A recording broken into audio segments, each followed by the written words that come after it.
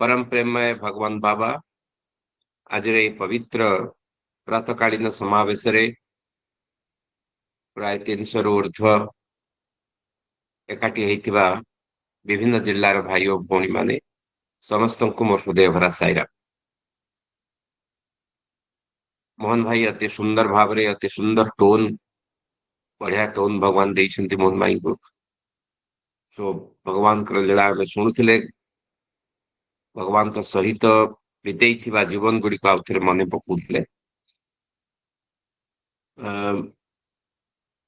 आमने जितेबले ये विषय वस्तु को लेकिन आसूचे आज जो पर्यायक्रम आलोचनार विषय वस्तु रही हिज मिशन। तो हिज मिशन को आम रिप्रेजेंट करुचे हिज वर्क्स माध्यम रे जो थिरे कि आम सूचना पाइले भगवान जो कर्म गुड़िक एक्शन करके मिशन को रूपांतरित करने जो जो एक्शन प्लान गुड़िक से नहीं थिले से गुड़िक विषय आम कथा आपण जानी से सब विषय से शिक्षार प्रकल्प हो स्वास्थ्य प्रकल्प हो जल प्रकल्प हो ग्राम सेवा नारायण सेवा आसंता काली आम तार स्पिरिचुअल पार्ट एवं वैल्यू एजुकेशन पार्ट ए सब गुड़िक आसंता काली कवर करवा। तेबे प्रश्न जहाँ मो मन भीतर को आसूला जे आमे तेरे कौन सी भजन मंडली रे बा कौन सी गाँव रे ये साई कथा मृतम आलोचना करुछे से ए विषय वस्तुर कौन आवश्यकता रही कहीं आमे एगुड़ी कहवा भगवान कौन करथिले ए सब विषय रे भाई भौणी मान पाखे रखिबार कारण कौन है पारे what should be our thought process behind this topic टिके अनम्यूट करिवे कहिवे आपण कोन भाबुचंती काहे कि हमें कथाटा लोकमान का आगे रखिया बुझिबा कान्हा अच्छा को बियत केस कोन भाबुचो why should we go for this.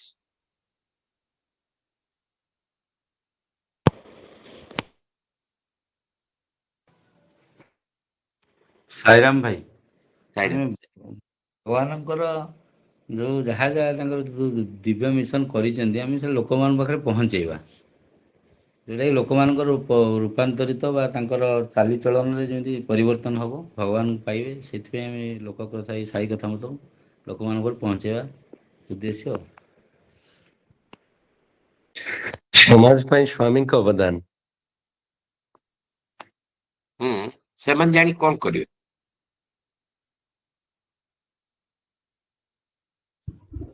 आम तो करचंती चली गले हॉस्पिटल अच्छी चलची एजुकेशन सिस्टम अच्छी चलची।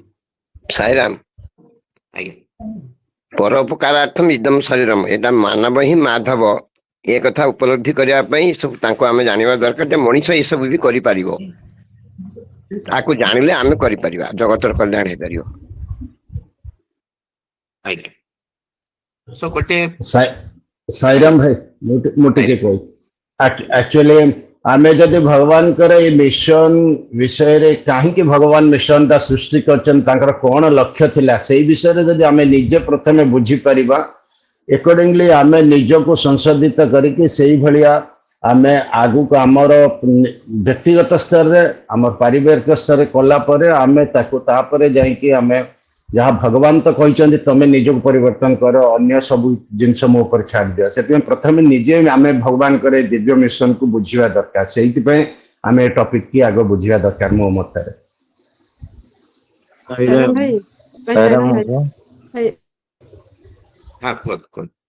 भाई आउ सब कथा भाई मान जहाँ तो कहले ठीक अच्छे भाई मु जो मिठाटा खाई मु जो एंजॉय करुच्ची भगवान को पाइकी भगवान को मिशन को पाइकी भगवान संगठन पाइकी से एंजॉयटा अन्य मान को तो माने से माने भी से मिठाटा पाते। साईराम भाई भगवान बाबा तांको दिव्य संभाषण रे जहा करबा को कहउछंती से निजे प्रथमे करके देखाई देइछंती तेणु तांको पाखरु आमे सबु किछि जानुछंती भगवान एई भली भाबरे कार्य करूछंती तेणु आमे मध्य सेई प्रकार ଜନମଙ୍ଗଳକର କାର୍ଯ୍ୟ ଆମେ କିଛି କରିବା। ତେଣୁ ସେ ଦୃଷ୍ଟାନ୍ତ ନିଜେ ପ୍ରଥମେ କରିଛନ୍ତି, ତାପରେ କହିବାକୁ କହିଛନ୍ତି ଅନ୍ୟମାନଙ୍କୁ କରିବା ପାଇଁ। କିଛି ନ କରି ନିଜେ କାହାକୁ କହିନାହାନ୍ତି। ଆଜ୍ଞା। ସୋ ଭାଇ ସାଇରାମ, ବହୁତ ଭଲ। ଭାଇ ସାଇରାମ। ହଁ ସାର୍ ସାର୍ ବାବା କହିଛନ୍ତି ମାଇ ଲାଇଫ ଇଜ ମାଇ ମେସେଜ।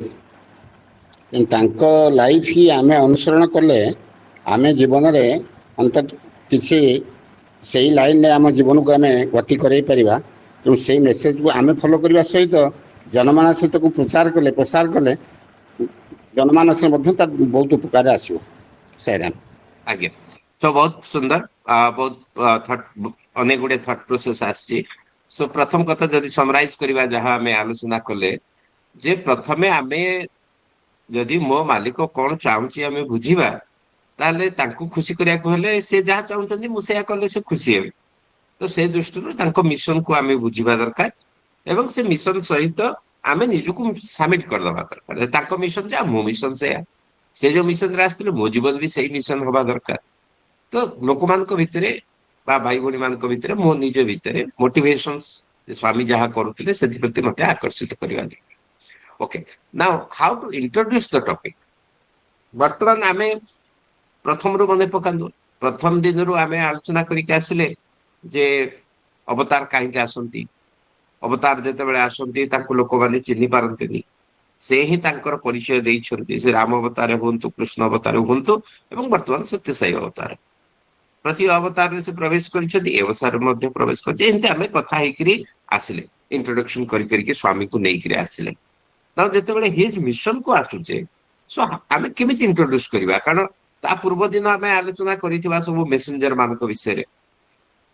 ତ ବର୍ତ୍ତମାନ ଏଇ ଯୋଉ ଟପିକ ଆସିବା ପୂର୍ବ ଦିନରୁ ଟିକେ ଟଚ୍ କରିବା ପୂର୍ବ କଥା ଗୁଡା, এইটাକୁ କେମିତି ଆସିବା, ମାନେ how to introduce the his mission.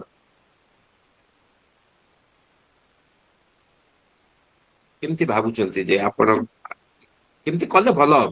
ମାନେ ଆମେ ସମସ୍ତେ ଟିକେ କଥା ହବା ସୋ ଦ୍ୟାଟ କିଛି ଆଇଡିଆସ ବାହାରିବ ଯେ ଏଇ ସାଇରାମ ଟପିକଟା ମତେ ହଁ ସାର୍। ହଁ, ମୁଁ କହୁଥିଲି ସ୍ୱାମୀ 1947 ତାଙ୍କ ଭାଇଙ୍କୁ ଯୋଉ ଲେଟର ଲେଖିଥିଲେ ମେ 25 ସେଇ ଲେଟର କୁ ନେଇକି ଆମେ ଯଦି ସମସ୍ତଙ୍କ ଆଗରେ ତାକୁ ରିପ୍ରେଜେଣ୍ଟ କରିବା, ମାନେ ଓକେ ଗୁଡ୍। ହଁ, ଆଉ କିଏ? ସାଇରାମ। ଆଜ୍ଞା। ସମସ୍ତଙ୍କୁ ସାଇରାମ। ଯେ ଭଗବାନ ଯାହା କରିକି ଦେଖେଇଗଲେ ଆମେ ସେଗୁଡିକ ପ୍ରତି ମୁହୂର୍ତ୍ତରେ ଆମେ ତାକୁ କରିବା ଉଚିତ। ଆମେ ଲୋକଙ୍କ ପାଖରେ କେମିତି ପହଞ୍ଚେଇବା? ନା ମୁଁ ପ୍ରଥମେ ଲୋକଙ୍କର ଉପକାର ପାଇଁ କଣ କରୁଛି, କୋଉଠି ଜଳ ପ୍ରକଳ୍ପ ପାଣି ଦଉଛି, ଗଛ ଲଗଉଛି, ଆଉ ଇଏ ମାନେ ଲୋକମାନଙ୍କୁ ନାରାୟଣ ସେବାରେ ବସ୍ତ୍ର ଦାନ କରୁଛି, ମୁଁ ସୀମିତ ସମ୍ବଳକୁ ନେଇକରି ବିନିଯୋଗ କରୁଛି, ମୁଁ କାହାକୁ ଚାନ୍ଦା ମାଗୁନି କିମ୍ବା କୌଣସି ପ୍ରକାର ଅନ୍ୟାୟ ଉପାୟରେ ଅର୍ଥ ଉତ୍ପାଦନ କରିକି ବାଣ୍ଟୁ ନାହିଁ। ତ ଏଇଟା ଲୋକମାନେ ଦେଖିବେ ଆମର ଚରିତ୍ର ସ୍ୱଭାବକୁ। ସେଥିପାଇଁ ଆମେ ଏଇଟା ଏଇ ହିସାବରେ ପ୍ରୟୋଗ କରିବା ଦରକାର ଜନକଲ୍ୟାଣ କାର୍ଯ୍ୟ କରିକି। ନାଇଁ ସେ ଠିକ ଅଛି, ସେଇଟା ଆମେ ଲାଷ୍ଟ ପାର୍ଟରେ କହିବା। ସ୍ୱାମୀଙ୍କ କଥା କହି ସାରିଲା ପରେ ଅନ୍ୟ ଅର୍ଗାନାଇଜେସନ ବା ଆମେ ଅର୍ଗାନାଇଜେସନ ଭିତରେ ରହିକିରି କଣ କରୁଛେ, that will be our last point. ବର୍ତ୍ତମାନ ମୁଁ ପଚାରୁଛି ଫାଷ୍ଟ ପଏଣ୍ଟ, ଯେମିତି ଭାଇ କହିଲେ ଯେତେବେଳେ ବିଷୟବସ୍ତୁ ଆରମ୍ଭ କରିବା 1947 ସ୍ୱାମୀ ତାଙ୍କର ମିଶନକୁ କୋଉଠି ଡିକ୍ଲାର କରିଛନ୍ତି ଯେ ମୁଁ ଏଇ ଅବଜେକ୍ଟିଭ ନେଇକିରି ଆସିଛି। ତେଣୁ ସେଇଥିରୁ କହିକି ଆମେ ଆରମ୍ଭ କରିପାରିବା। ଆଉ କିଛି ଆଇଡିଆ କେମିତି ଆରମ୍ଭ କରିବା? ସାଇରାମ ଭାଇ, ଆମେ ହଁ ଯୋଉ ସାର୍। ରାମ ଅବତାର କଥା କହିବା, ରାମଚନ୍ଦ୍ର ଯୋଉ ଆଜ୍ଞା। ମିଶନ ରାମଚନ୍ଦ୍ର ରାମ ଅବତାର କଥା, ଆମର କୃଷ୍ଣ ଅବତାର କଥା କହିକି ତ୍ରେତୟା, ଦ୍ୱାପର ଏବଂ କଳି ଯୁଗରେ କେମିତି ସତ୍ୟସାଇ ଅବତାର କରିଛନ୍ତି କୋଉ ମସିହାରୁ, ତାଙ୍କୁ ସେଇଟା ଇଣ୍ଟ୍ରୋଡ୍ୟୁସ କରିପାରିବା। ହଁ, ଯେତେବେଳେ ଇଣ୍ଟ୍ରୋଡକ୍ସନ ଦଉଛନ୍ତି ଆପଣ ନଜରରେ ରଖିବେ ଯେ ଆପଣ କେତେ ସମୟ ପାଇଁ ଆପଣଙ୍କୁ ଟପିକ ଦିଆଯାଇଛି। ଆପଣ ଆମେ ଯୋଉ କହିବା ଆପଣ ଘଣ୍ଟେ ପାଇଁ କହୁଛନ୍ତି କି 1.5 ଘଣ୍ଟା ପାଇଁ କହୁଛନ୍ତି, ସୋ ଘଣ୍ଟେ 1.5 ଘଣ୍ଟା ଭିତରେ ଆମର ସ୍ୱାମୀଙ୍କର ଗୁଡେ କାମ ରହିଲାଣି। ମାନେ ଆଜି ଆମେ ଯାହା କଥା ହବା, ପୁଣି କାଲି ଯାହା କଥା ହବା, ତାକୁ ଆମକୁ କଭର କରିବାକୁ ଅଛି। ପ୍ଲସ୍ ଯୋଉଟା ଭାଇ ବର୍ତ୍ତମାନ କହିଲେ ଯେ କେବଳ ସ୍ୱାମୀ ଯାହା କରିଛନ୍ତି ସେତିକି କହିକି ଛାଡିଦେଲେ ହବନି। ସ୍ୱାମୀଙ୍କ ମିଶନ ସହିତ ମିଶନ ନିଜକୁ ମିଶେଇକିରି କେବଳ ଓଡିଶାରେ ନୁହଁ, ଭାରତରେ ନୁହଁ, ବିଶ୍ୱରେ କଣ କଣ ହଉଛି ଟିକେ ଟିକେ ଆମକୁ ହିଣ୍ଟସ ଦେବା ପାଇଁ ପଡିବ। ତେଣୁ ଯେତେବେଳେ ପୂର୍ବ ଅବତାରକୁ ଆମେ ଟଚ୍ କରିବା, ଇଟ୍ ସୁଡ୍ ବି ଭେରି ଲାଇଟଲି, ମାନେ ଆପଣଙ୍କ ଟାଇମ ଡିଷ୍ଟ୍ରିବ୍ୟୁସନ, ହଁ ଟାଇମ ଡିଷ୍ଟ୍ରିବ୍ୟୁସନ କରିବାକୁ ପଡିବ। ଯେ केते समय मु टच करी जे अन्य अवतार आसीथिले संहार पाई ए अवतार जे संस्कार पाई ए जिनसटी मध्य लोकन पाखरे पहुंची ओके ना बर्तन जेमती आपण कहले बा मोहन भाई कहला बेले मध्य टच करूथिले जो को मसिहा को मास केते तारीख ए सब डिटेल्स आमे भाई भोनी मान पाखरे कहिबा दरकार ना दरकार नहीं कौन भावुचंदी इज इट नेसेसरी दैट लोक माने डिटेल स्टैटिस्टिक्स जानिबा दरकार केते माइल पाइप पिछा हला केते पानी गला केते लोक उपकृत हेले एगुड़िक दरकार कि ना नहीं व्हाट डू यू फील ଦରକାର ସାଇରାମ। ଭାଇ ସାଇରାମ ଭାଇ के ମାନେ ଆମେ କୋଉ ଜାଗାରେ କହୁଛେ କାହାକୁ କହୁଛେ ତାକୁ ବି ଆମେ ଟିକେ ଡିପେଣ୍ଡ କରିବ ଆଉ ଯୋଉ ଜାଗାରେ ଆମେ ଦେଖୁଛେ କିଛି ଲୋକ ବୁଝିପାରିବେ ସେଇ ହିସାବରେ ଆମେ ତାଙ୍କୁ ପୁରା ତଥ୍ୟ ଗୁଡାକ ଦେବାକୁ ପଡିବ କେତେ गुड जेहेतु समय कम अच्छे 30 मिनिट अच्छी तेणु अवश्य इंटरेक्शन होनी सो एथि आम जानले जे आम पाखे इनफॉरमेशन रहा दरकार मोर सहित गोटे भूल कौन हुए कि मोर एगुड़ाक सहज मन रहे से मसीहा तारीख कन्फ्यूजन हो जाए जे कौ मसीह राम ब्रह्मकर पुओ विदाय नहीं मत पचारे मुझे खराब but I know the incident कि राम ब्रह्मकर पुओ विदाय ने स्वामी कौन कहले कौन so whether that year and date is important I have doubt but आम पाखे इनफॉरमेशन थिबा दरकार जेमती भाई कहले कोठी गोटे इंटेलेक्चुअल मास अच्छी सहित आप कथा होउछंती सो हॉस्पिटल रे कौन कौन फैसिलिटीज अच्छी केते पेशेंट होउछंती बा कौन होउछंती पर डे केते जे हमर ये होउची बा एजुकेशन टीचर्स मान को एड्रेस करछंती सो केते हमर स्टूडेंट टीचर रेशियो अच्छी ये सब इनफॉरमेशंस मध्ये आप नोट करके रखिथिले चलिबो एवं आवश्यकता अनुसार हमें कहबो सो मिनिमम ईयर इनफॉरमेशन कहबा हॉस्पिटल को मसिया आरंभ होला बैंगलोर हॉस्पिटल को मसिया आरंभ होला सो मिनिमम इनफॉरमेशन हमें लोक मान को देई परिया मो मतरे but detailed statistics may not be required हाँ गोटे ओवरऑल फिगर दरकार लोक जानिबा दरकार जे स्वामी 6000-7000 किलोमीटर धरिक पाइप बिछेइछंती पहाड़ फटेकरी तो सेति की इनफॉरमेशन माने जोटा कि स्वामी कामर मैग्निट्यूड को अधिका करिक देखौथबो से इनफॉरमेशन गुडा को आमे हम कथा प्रसंग रे कहि परिबा बट कारण अनेक समय देखा जाए अरे तुम कौन से तारीखटा कहलु सेटा तो यही तारीख रे हेतिला so we start confusing about answer so तारीख date year is not so important जते इंपोर्टेंट होची से मेसेज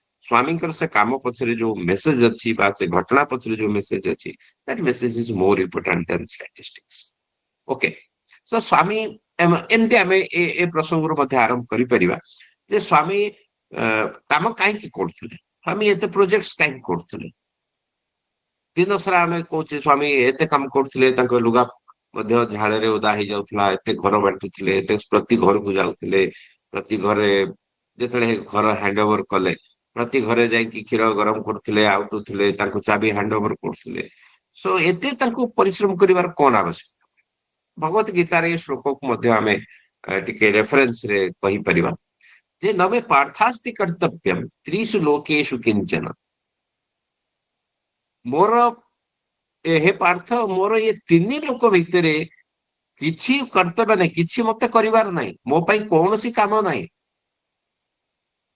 न अनवाप्तम अवाप्त्यम बा मोर ना किछि पाइबार अछि ना किछि अभाव अछि मु कल्या को पाइबी ना मोर किछि पाइबार अपेक्षा अछि इच्छा अछि किंतु कर्म करी चलीछि बट मु ये कर्म भितर सो अवतार कर्म करी चलती आम आगे उदाहरण सृष्टि करने तमें भी ये रास्ता चल आकर किसी कर न था से कर्म द्वारा बंधा नुहति से कर्म फल को भोग करने आसी ना से किसी पाइबे एपाई अवतार आसी ना तो ये जो कथा श्रीकृष्ण भगवत गीतार कही कहीकि आरंभ अवतार जिते आसती से गोटे ड्रिल टीचर रोल प्ले कर स्वामी निजे ड्रिल टीचर उदाहरण दे जे से खाली कहती जहाँ कहती से करके आमको देखिए जाइछु तो आमर ऑब्जेक्टिव रहा पॉइंट खाली रखी जे आमर ये जो घंटे 1.5 घंटार आलोचना पर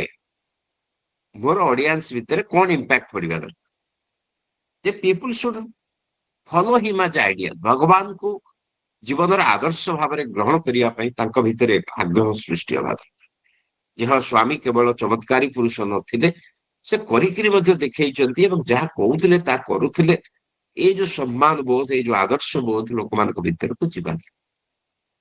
ଦେନ୍ ଆଉ ଗୋଟେ ବିଶ୍ୱାସ ଲୋକଙ୍କ ଭିତରେ, ଘଟଣା ଭିତରେ, ଏ ଘଟଣାରେ ଏମିତି ଏମିତି ଉଦାହରଣ ଗୁଡିକ ଆମେ ଦବା ଦରକାର ଯେ ଲୋକମାନେ ଫିଲ୍ କରିବା ଦରକାର ଯେ ଅବତାରଙ୍କର ଆକ୍ସନ ପ୍ଲାନ ଆଗରୁ ଫିକ୍ସ ହେଇକିରି ଆସିଥିଲା। ଅବତାର ଏମିତି ଆସିକି ଗୋଟେ ସ୍କୁଲ ଆରମ୍ଭ କରିଦେଲେ, ଏମିତି ହସ୍ପିଟାଲ ଆରମ୍ଭ କରିଦେଲେ, ଓନ୍ ମାଷ୍ଟର ପ୍ଲାନ। ଏବଂ ଆମେ ବି କଣ କଣ କରୁଛେ ଏଠି, ଆମ ସମିତିରେ ହଉ, ଆମ ଘରେ ହଉ, ସେ ବି ଜାଣୁଛନ୍ତି। ସେ ବି କହୁଛନ୍ତି ତୁ ଏମିତି କରୁଛୁ, ତୁ ଏଇଟା କରୁଛୁ, ମତେ ଭଲ ଲାଗୁଛି। ଏଇ ଯୋଉ ଛୋଟ ଛୋଟ ହାର୍ଟ ଟଚିଂ ଇନସିଡେଣ୍ଟ ଥିବ ତାକୁ ଆମେ ରଖିଲେ ଲୋକମାନଙ୍କ ଭିତରେ ବିଶ୍ୱାସ ଆସିବା ଦରକାର। ମୋ ଘରେ ବି ଯୋଉ ନାରାୟଣ ସେବା କରୁଛି ନା, ସ୍ୱାମୀ ଆସିଛନ୍ତି, ସ୍ୱାମୀ ଜାଣୁଛନ୍ତି।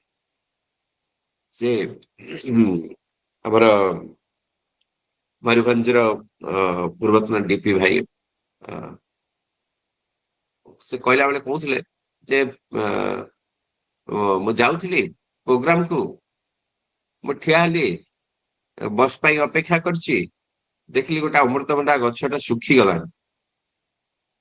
ମଜା ହେଲା, ସେ ଦୋକାନରୁ ଢାଳେ ପାଣି ଆଣିଲି, ସେ ଅମୃତଭଣ୍ଡା ଗଛ ମୂଳେ ଦେଇଦେଲି। ତାପରେ ବସ୍ ଆସିଲା, ବସରେ ବସିକି ପଳେଇଲି।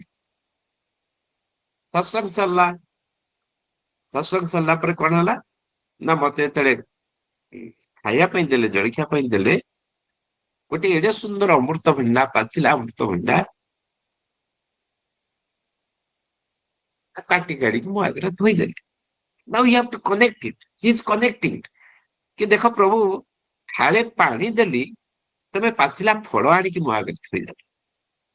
ସେ ଯେ ଆମ ଜୀବନର ପ୍ରତିଟି କଥାକୁ ଜାଣୁଛନ୍ତି, people should feel it. Now know how seva activities are happening across Odisha and India। ମୁଁ କହିଲି ସବୁଆଡେ କେମିତି ଯାଉଛି, ଲୋକ ଜାଣିବା ଦରକାର। ଏବଂ ତାଙ୍କ ଭିତରକୁ ଏ ବିଶ୍ୱାସ ଯିବା ଦରକାର, ମୁଁ ଏଇ ଯୋଉ ସେବା କରୁଛି, ଇଟ୍ ଇଜ ଆଜ ଏ worship to Lord। ମୁଁ ଏ ସେବା ହିଁ ପୂଜା, ଯାହା ଭଗବାନ ଚାହିଁଥିଲେ। ଭଗବାନ ଏ ଫୁଲ ଧୂପ ଦୀପ ଚାହିଁ ନଥିଲେ, ଭଗବାନ ଏ ସେବା ହିଁ ପୂଜା ଭାବରେ, ତାଙ୍କୁ ନୈବେଦ୍ୟ ଭାବରେ ସମର୍ପଣ କରିବା ପାଇଁ ସେ ଚାହିଁଥିଲେ। ଆପଣମାନେ ସମସ୍ତେ କହିଛନ୍ତି ଯେ clear objective of self transformation Bai leading value based life. ତାଙ୍କ ଭିତରେ ଗୋଟେ କ୍ଲାରିଟି ଆସିବା ଦରକାର ଯେ ମୋ ଭିତରେ ରୂପାନ୍ତରଣ ଆସିବା ଦରକାର, ଏବଂ ସେ ରୂପାନ୍ତରଣ ସମ୍ଭବ ହବ ଯେତେବେଳେ ଗୋଟେ ମୂଲ୍ୟବୋଧ ଭିତ୍ତିକ, ସେବା ଭିତ୍ତିକ, ନିଃସ୍ୱାର୍ଥ ପ୍ରେମ ଭିତ୍ତିକ ଜୀବନଟି ମୁଁ ଯାପନ କରିବି। ସୋ ଏଇ ଲକ୍ଷ୍ୟ ନେଇକିରି ଆମେ ଏ ବିଷୟବସ୍ତୁ ଭିତରକୁ ଯିବା। ମୁଁ ବହୁତ ସର୍ଟରେ ଖାଲି କଭର କରିଦେବି, ଆପଣମାନେ ସେ ଇନସିଡେଣ୍ଟ ସବୁ ଜାଣିଛନ୍ତି। ସ୍ୱାମୀ ସଂକଳ୍ପ ନେଇକିରି ଆସନ୍ତି, ସମ୍ଭବାମି ଯୁଗେ ଯୁଗେ ଭଗବତ ଗୀତାରେ କହିଛନ୍ତି। ଏବଂ କାଲି ଏ ପଏଣ୍ଟଟା ରମା ଭାଇ ବେଶୀ ଟଚ୍ କରିବେ, କିଭଳି ଭାବରେ ଧର୍ମ ସଂରକ୍ଷଣ, ବେଦ ପୋଷଣ ଏସବୁ ପାଇଁ ଆସିଥିଲେ, ସେ କଥା କାଲି ରମା ଭାଇ ଟଚ୍ କରିବେ। ସୋ ଏଥିରୁ ମଧ୍ୟ ଆମେ ଆରମ୍ଭ କରିବା। ଏଠି ବି ଭଗବାନ ଶ୍ରୀକୃଷ୍ଣ ତାଙ୍କର ମିଶନ ଡିକ୍ଲାର କରିଥିଲେ। ଏବଂ ଯୋଉ ଚିଠିଟି କଥା ଭାଇ କହୁଥିଲେ, 25 ମେ 1947, ଏ ଚିଠିଟି ବିଷୟରେ ମଧ୍ୟ ଆମେ ଭାଇ ଭଉଣୀଙ୍କ ପାଖରେ ଆମେ ଏହାକୁ ରଖିପାରିବା। ଯେ ଭଗବାନ କହୁଥିଲେ ମୋର ଗୋଟିଏ ସଂକଳ୍ପ ଅଛି, ସେ ସଂକଳ୍ପ ହଉଛି ସମଗ୍ର ମାନବ ଜାତିକୁ ପୋଷଣ କରିବା ଏବଂ ସେ ସମସ୍ତଙ୍କ ପାଇଁ ଆନନ୍ଦମୟ ଜୀବନ ସୁନିଶ୍ଚିତ କରିବ। ସମସ୍ତେ କେମିତି ଆନନ୍ଦରେ ରହିବେ ତାକୁ ସୁନିଶ୍ଚିତ କରିବା ହଉଛି ମୋର ସଂକଳ୍ପ। ମୋର ଏକ ପ୍ରତିଜ୍ଞା ଅଛି, ଆଇ ହାଭ୍ ଏ ଭାଓ, ସତ୍ପଥରୁ ବିଚ୍ୟୁତ ସମସ୍ତଙ୍କୁ ଉତ୍ତମତାର ମାର୍ଗକୁ ଫେରାଇ ଆଣିବା ଏବଂ ସେମାନଙ୍କୁ ରକ୍ଷା କରିବି।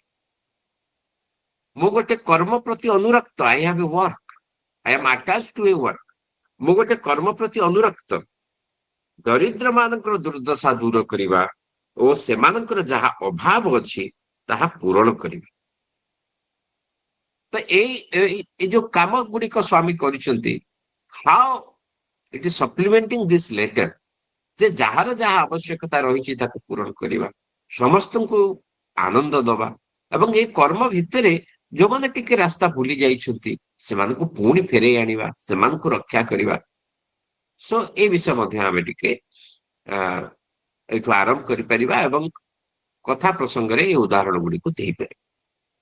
ଏବଂ ଭାଇ ଇଣ୍ଟ୍ରୋଡକ୍ସନ ଦେଲା ବେଳେ ଯୋଉ କଥା କହୁଥିଲେ ଯେ ମାତା ଈଶ୍ୱରମାଙ୍କୁ ମଧ୍ୟ ସ୍ୱାମୀ ଯୋଉ କଥା ଦେଇଥିଲେ ବା ଈଶ୍ୱରମା ରାଦର ସ୍ୱାମୀଙ୍କୁ ଯୋଉ ପ୍ରାର୍ଥନା କରିଥିଲେ, ତ ଜଣେ ମା ଭାବରେ ଜଣେ ଗୁରୁଜନ ଭାବରେ ଆମେ ଆମ ପିଲାଙ୍କୁ କଣ ଚାହିଁବା ଦରକାର ତା ମଧ୍ୟ ଲୋକମାନଙ୍କ ମନ ଭିତରକୁ ଯିବା ଦରକାର ଯେ ମୋ ଘରେ ଛୁଆ ଅଛନ୍ତି, ମୋର ନାତି ନାତୁଣୀ ପୁଅ ଝିଅ, ତ ସେମାନଙ୍କୁ ମଧ୍ୟ ମୁଁ କୋଉ ରାସ୍ତାରେ ନବା ଦରକାର, ଗୋଟେ ପ୍ୟାରେଣ୍ଟସ ଭାବରେ ମୋର ମଧ୍ୟ ପିଲାମାନଙ୍କ ଠାରୁ କଣ ଅପେକ୍ଷା ରହିବା ଦରକାର ସେ ବିଷୟରେ ମଧ୍ୟ ଆମେ ଟିକେ ସଚେତନ କରିବା।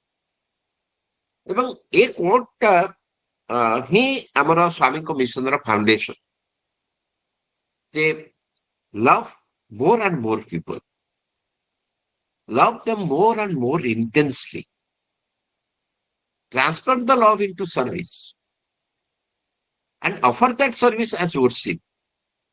So that is the highest spiritual sadhana.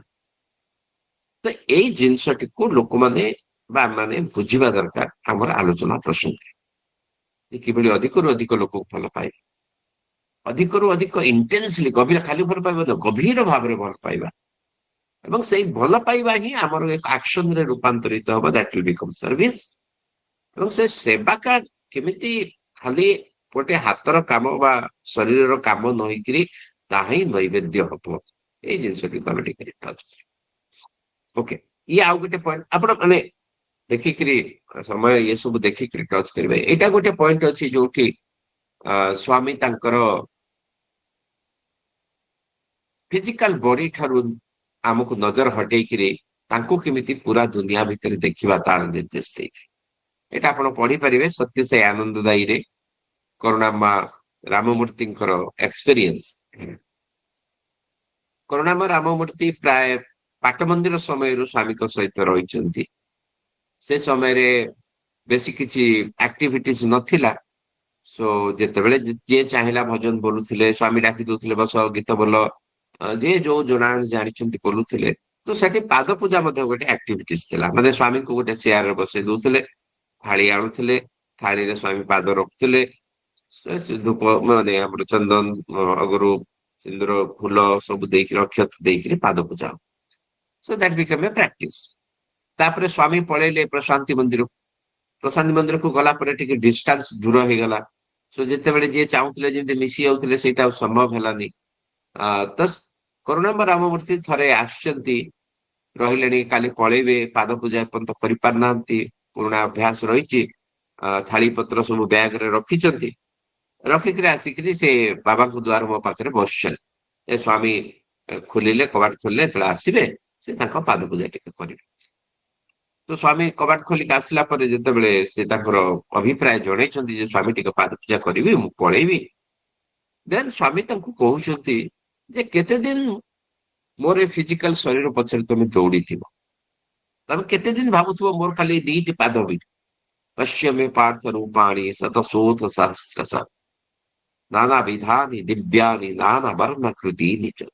ଆରେ ଚାରିଆଡକୁ ଚାହ, ମୋର ପାଦକୁ ଦେଖ, ମୋର ରୂପକୁ ଦେଖ, ମୋର ଆଖିକୁ ଦେଖ, ମୋର ବିଭିନ୍ନ ରୂପ ସହିତ ଭିତରେ ମତେ ଦର୍ଶନ କରିବାକୁ ଚେଷ୍ଟା। ସୋ ଏଇ ପ୍ରକୃତି ଭିତରେ, ମୋ ଗାଁ ଭିତରେ, ମୋ ପଶୁପକ୍ଷୀ ଭିତରେ, ମୋ ଗଛଲତା ଭିତରେ ଭଗବାନଙ୍କୁ ଦେଖିବା ପାଇଁ ମତେ ସେ ଯେତେବେଳେ ସ୍ୱାମୀ ନିର୍ଦ୍ଦେଶ ଦେଲେ, that was the message, ଯୋଉଥିରେ କି ଆମେ ଯୋଉ ସେବା କରିବା ପାଇଁ ଯାଉଛେ ତାଙ୍କ ଭିତରେ କେମିତି ସ୍ୱାମୀଙ୍କୁ ଦେଖିକିରି ଭଗବାନଙ୍କର ସେବା କରିବା। ଅର୍ଥାତ୍ ସେଇ ସବୁଆଡେ ଅଛନ୍ତି ଯୋଉଠୁ ସଂଗଠନର ଜନ୍ମ ହେଲା। ଅବଶ୍ୟ ସଂଗଠନ କଥା ପରେ ଅଛି, ତା ପରଦିନ ଆଲୋଚନା କରିବା, ବଟ୍ ସେଇଠୁ ଖାଲି ଆମେ ହିଣ୍ଟସ ଦେଇପାରିବା, ସେଇଠୁ ଆମକୁ ସ୍ୱାମୀ ସୁଯୋଗ ଦେଲେ ଏତେ ଗୁଡିଏ ଭିତରେ ସେବା କରିବା। ସୋ ମୁଁ ପ୍ରଥମେ ନାରାୟଣ ସେବାରୁ ଆରମ୍ଭ କରୁଛି, ଖାଲି ଜଷ୍ଟ ଟଚ୍ କରୁଛି ଯେ ନାରାୟଣ ସେବାରେ କାରଣ ସ୍ୱାମୀ ପିଲାଦିନରୁ ଏ କାମ କରୁଥିଲେ, ଆପଣମାନେ ଜାଣିଛନ୍ତି, ଏ କଥାଟା କହିପାରିବେ। ସ୍ୱାମୀ କହୁଥିଲେ ସେ ଖାଇଦେଲା ତ ମୋ ପେଟ ଭରିଗଲା, ସେ ଖୁସି ତ ମୋ ଖୁସି, ଅନ୍ୟର ଆନନ୍ଦ ଯେ ମୋର ଆହାର, ସେ ବିଷୟରେ ସତ୍ୟ ସେଇ ବାରମ୍ବାର। ଏବଂ ସ୍ୱାମୀ ଯେତେବେଳେ ନାରାୟଣ ସେବାକୁ ଆରମ୍ଭ କଲେ, ପାହାଡ ପାହାଡ ଭଳି ଭାତ ଏବଂ ବା ଆମର ଯୋଉ lemon rice and sweet rice ଏସବୁ ହେଲା, ପ୍ରଥମେ କିଏ ଖାଉଥିଲା? ପ୍ରଥମେ କୋଉ ନାରାୟଣ ତାକୁ ପ୍ରସାଦକୁ ଗ୍ରହଣ କରୁଥିଲେ? ସେ ହଉଛନ୍ତି ସତ୍ୟ ସାଇ। ପ୍ରଥମେ ସେ ଆସୁଥିଲେ ଏବଂ ନିଜେ ଆଗେ ଟେଷ୍ଟ କରୁଥିଲେ, ଟେଷ୍ଟ କଲା ପରେ କହୁଥିଲେ ହଁ ଭଲ ହେଇଛି, ବର୍ତ୍ତମାନ ଡିଷ୍ଟ୍ରିବ୍ୟୁସନ କର। ସୋ ନିଜେ ଆଗେ ଟିକେ ପାଟିରେ ପକେଇ ଦଉଥିଲେ ତାଙ୍କ ଷ୍ଟାଇଲରେ, ଏବଂ ତାପରେ କହୁଥିଲେ ହଁ ଇଟ୍ ଇଜ ଗୁଡ୍, ମାନେ ଭଲ ଅଛି, ଏବଂ ବର୍ତ୍ତମାନ ଏବଂ ସେ ନିଜେ ହିଁ ସମସ୍ତଙ୍କୁ ବାଢୁଥିଲେ। ନିଜେ ଯାଇକିରି ପ୍ରଥମେ ସେ ସେବା କାର୍ଯ୍ୟକ୍ରମକୁ ଆରମ୍ଭ କରୁଥିଲେ ଯେ କିଭଳି ଏବଂ ସ୍ୱାମୀ ଜାଣିଥିଲେ କିଏ କେତେ ଖାଇବ ଏସବୁ ପଏଣ୍ଟ ଗୁଡାକ ଆପଣ ଟିକେ ଟିକେ ମଝିରେ ଟଚ୍ କରିପାରିବେ।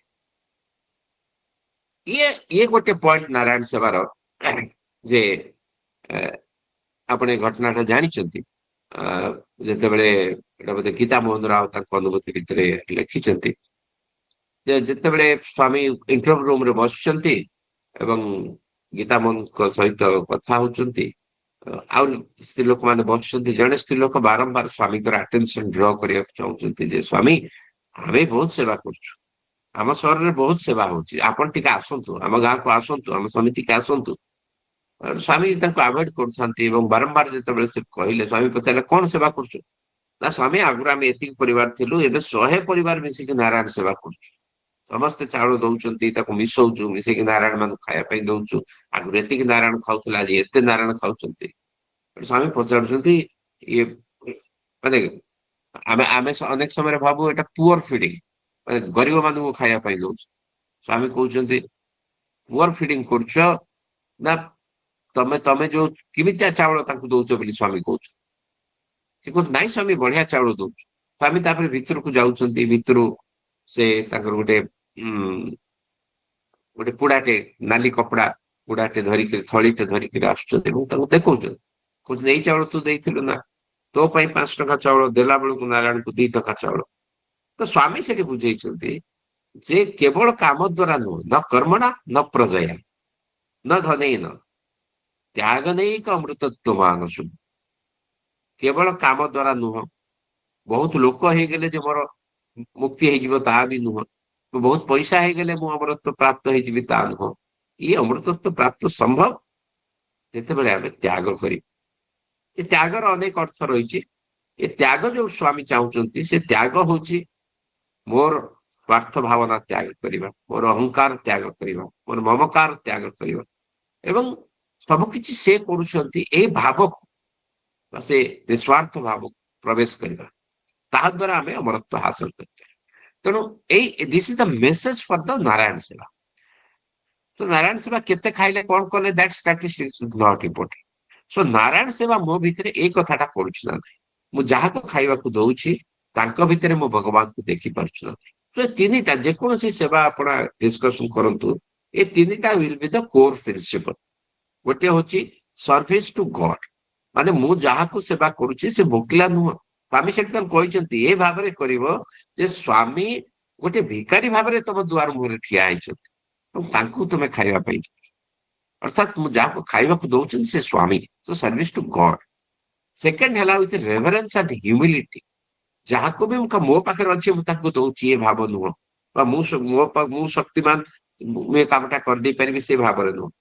ହ୍ୟୁମିଲିଟି ରହିବ ବିନମ୍ରତା ରହିବ ଏବଂ ସମ୍ମାନ ବୋଧର ସହିତ କେମିତି and third is the selfless giving ମୋର କିଛି ବି ଆବଶ୍ୟକତା ନାହିଁ ସେ କାମ ଦ୍ୱାରା ମୋର ସେ ସେବାରେ କୌଣସି ଏକ୍ସପେକ୍ଟେସନ୍ସ ନାହିଁ। ସୋ ସେଲ୍ଫଲେସ୍ ଗିଭିଂ ୱିଦାଉଟ୍ ଏକ୍ସପେକ୍ଟେସନ ଏ ତିନିଟି ପ୍ରିନ୍ସିପଲରେ ଆମେ ଯେକୌଣସି ସେବା କରୁଛେ ସେ କେମିତି କରିବେ। ତ ବର୍ତ୍ତମାନ ସ୍ୱାମୀ କେମିତି ନାରାୟଣ ସେବା ଆରମ୍ଭ କରିଥିଲେ ଏବଂ ନାରାୟଣ ସେବାର ବାର୍ତ୍ତା ଦେଲା ପରେ then we can touch it upon କି ଆମର ସମିତି ମାନଙ୍କରେ ମଧ୍ୟ କିଭଳି ଭାବରେ ବିଭିନ୍ନ ଜାଗାରେ କାମ ହଉଛି। ଏଠି ଭୁବନେଶ୍ୱର ଫଟୋ ମୁଁ ଆପଣଙ୍କୁ ଦେଖେଇଛି କିନ୍ତୁ ପ୍ରତିଦିନ ପ୍ରାୟ 120-130 ଊର୍ଦ୍ଧ୍ୱ ଫ୍ୟାମିଲିରେ ପ୍ରସାଦ ବିତରଣ କରାଯାଉଛି। ଅନେକ ଜାଗାରେ ଜରାଶ୍ରମରେ କିଭଳି ଭାବରେ ହଉଛି ଯାହା ଆପଣଙ୍କ ପାଖରେ ଇନଫର୍ମେସନ ଥିବ କିଛି ଲୋକମାନଙ୍କୁ ମୋଟିଭେସନ କଲା ପରେ କରିପାରିବେ। ଲୋକମାନେ ତାଙ୍କର ଜନ୍ମଦିନରେ ଶ୍ରାଦ୍ଧ ଦିବସରେ ବିବାହ ଦିନରେ ବିବାହ ବାର୍ଷିକୀରେ କିଭଳି ବିଭିନ୍ନ ଜାଗାରେ ଯାଇକି ନାରାୟଣ ମାନଙ୍କ ସହିତ ମିଶୁଛନ୍ତି ଲୁଗାପଟା ଖାଇବା ଦଉଛନ୍ତି ଏସବୁ ବିଷୟ ଆପଣ କହିପାରିବେ। ତ ନାଉ କମିଂ ଟୁ ଦ ଏଜୁକେୟାର ସ୍ୱାମୀ ଆମେ ବୁକାପଟ୍ଟନମ କଥା ଆଗରୁ ହୁଏତ କଥା ପ୍ରସଙ୍ଗରେ ଡିସ୍କସନ୍ସ କରିଥିବା କେତେ ଦୂର ଥିଲା ବାଙ୍ଗାଲୋରରୁ କେତେ ଦୂର ଥିଲା ଯଦିଓ ବୁକାପଟ୍ଟନମ ଏମିତି ମେନ୍ ରୋଡରେ ଆରାଉଣ୍ଡ 9 କିଲୋମିଟର ବୋଧହୁଏ ଥିଲା କିନ୍ତୁ ଏମିତି ବିଲ ବାଟେ ଯୋଉମାନେ ଆମେ ଗାଁରେ ସବୁ ଥିବା ବିଲ ରାସ୍ତାରେ ଯାଇଥିବା have the experience ଏ ଢିଅ ଉପରେ ଚାଲିକିରି ବିଲର ଯାଇକି ଆମେ so it was around 2.5 mile ବୋଲି ଲେଖା ହେଇଛି। ସୋ ହାରାହାରି 4 କିଲୋମିଟର ଭଳି ରାସ୍ତା ଥିଲା ଯୋଉଠି ସେ ପିଲାଦିନେ ଚାଲିକି ଯାଉଥିଲେ ପାଠ ପଢିବା ପାଇଁ ଏବଂ କିଭଳି ଭାବରେ ମାଣ୍ଡିଆ କପଡାରେ ବାନ୍ଧିକି ଦଉଥିଲେ ଏବଂ ପାଣିରେ ଭେଦେଇକି ଖାଉଥିଲେ ଲଞ୍ଚ ସମୟରେ। ତ ସ୍ୱାମୀ କଣ କଲେ ଯେତେବେଳେ ଅବତାର ତାଙ୍କର ଘୋଷଣା କଲେ ଏବଂ ସତ୍ୟସାୟୀ ହେଇଗଲେ, ସେ ଯୋଉ ସ୍କୁଲରେ ପଢୁଥିଲେ ସେଇ ସ୍କୁଲର ସେ ରେନୋଭେସନ କରାଇଲେ। ଇଟ୍ ଇಸ್ ଦ ରେନୋଭେଟେଡ ପିକ୍ଚର। ଆଚ୍ଛା, କିଏ ଯଦି ଜାଣିଥିବେ ମତେ ଟିକେ କହିବେ। ସ୍ୱାମୀ ଗୋଟେ ଜାଗାରେ କସ୍ତୁରୀଙ୍କୁ ଡକ୍ଟର କସ୍ତୁରୀ ବୋଲି ଘୋଷଣା କଲେ, ହୁଏଦର ଏଇ ସ୍କୁଲର ଇନାଗୁରେସନ କିମ୍ବା ଗାଁରେ ପୁଟପର୍ତ୍ତିରେ ଯୋଉ ସ୍କୁଲ କରିଥିଲେ ସେ ସ୍କୁଲର ଇନାଗୁରେସନ ସମୟରେ ଯେତେବେଳେ କସ୍ତୁରୀଙ୍କୁ ଡାକିଥିଲେ ଏବଂ କସ୍ତୁରୀଙ୍କ ପ୍ରେଜେନ୍ସ ରେ ସ୍ୱାମୀ କହିଲେ ଡକ୍ଟର କସ୍ତୁରୀ ବୋଲି ଇଣ୍ଟ୍ରୋଡକ୍ସନ କରିଥିଲେ ଏବଂ କସ୍ତୁରୀ କହିଲେ ନାଇଁ ସ୍ୱାମୀ ମୁଁ PhD କରିନି, ଡକ୍ଟରେଟ ନୁହଁ। ସ୍ୱାମୀ କହିଲେ ଏସ୍ ଡକ୍ଟର। କସ୍ତୁରୀ ପଚାରିଲେ ଯେ କୋଉଠୁ ଡକ୍ଟରେଟ କରିଛି? ସ୍ୱାମୀ କହିଲେ doctor from Shri Sathyasai university. ସେତେବେଳେ ନା ସ୍କୁଲ ବିଷୟରେ କିଏ ଚିନ୍ତା କରିଥିଲା ନା କଲେଜ ବିଷୟରେ ଚିନ୍ତା କରିଥିଲା। କିଏ ଜାଣିଛନ୍ତି କି ଏକ୍ଜାକ୍ଟଲି ଏଇ ବିଷୟରେ? ସାଇରାମ, ଆଜ୍ଞା, ଭଗବାନ ଏଇଟା ସ୍କୁଲରେ ଯୋଉ ଥରେ ଫଙ୍କସନ ହେଇଥିଲା ଆନୁଆଲ ଫଙ୍କସନରେ, ଯେ ସରି କୋଉ ସ୍କୁଲ ସ୍କୁଲରେ ନୁହେଁ କୋଉ ଗାଁରେ, ସ୍କୁଲ? ପବ୍ଲିକ ସ୍ପିଚରେ ସ୍ୱାମୀ କସ୍ତୁରୀଙ୍କୁ ଡକ୍ଟର କସ୍ତୁରୀ ବୋଲି ଆଡ୍ରେସ କଲେ। ହଁ, ତ ନାଇଁ କସ୍ତୁରୀ ଯଦି କିଛି ରେଫରେନ୍ସ ଥିବ କୋଉଠି ଲେଖା ହେଇଛି ଆପଣ ତାକୁ ଟିକେ ଗ୍ରୁପ ରେ ନା ନା ସେଇଟା ଦେଇପାରିବେ। ମୁଁ ଜାଣିନି, କିନ୍ତୁ ହଁ, ମୁଁ ଜାଣିଛି ପବ୍ଲିକ ସ୍ପିଚରେ ଆଜ୍ଞା କହିଥିଲେ। ଆଜ୍ଞା। ଆଜ୍ଞା ସୋ ସୋ ଅର୍ଥାତ୍ ଇଟ୍ ଇଣ୍ଡିକେଟ୍ସ ଯେ ଭଗବାନ ସେତିକି ବେଳୁ ତାଙ୍କର ମିଶନ, ସେତେବେଳେ କେହି ସ୍କୁଲ କଲେଜ କଥା ଭାବି ନାହାନ୍ତି। He has his own road map. ସେ ତାଙ୍କର କଣ କରିବାକୁ ଆସିଛନ୍ତି ସେ ରୋଡ ମ୍ୟାପ ତାଙ୍କ ପାଖରେ ଥିଲା। ତ ସ୍ୱାମୀଙ୍କର ଶିକ୍ଷା ପଦ୍ଧତି କାହିଁକି ଶିକ୍ଷା ଉପରେ, କାରଣ ଆପଣ ତିନିଟା ଯାକ ପ୍ରୋଜେକ୍ଟ ଦେଖିବେ, initially Swami started with education. So ଏ ଏଜୁକେସନ ସ୍ୱାମୀ କଣ ଚାହୁଁଥିଲେ? ଇଭେନ ଆମେ ଆଗରୁ ପ୍ରାତଃସ୍ମରଣରେ ଆଲୋଚନା କରିଛେ, ଯେତେବେଳେ ସେ ପ୍ରିନ୍ସିପାଲ ମାନଙ୍କୁ ଆଡ୍ରେସ କରୁଥିଲେ ସେ ଟକରେ ସେ ବିଲକୁଲ ତାଙ୍କର ଆକ୍ସନ ପ୍ଲାନ, ତାଙ୍କର ମିଶନ କ୍ଲିୟର ଥିଲା ଯେ କୋଉ ଟାଇପର ଏଜୁକେସନ ସେ ଚାହୁଁଛନ୍ତି।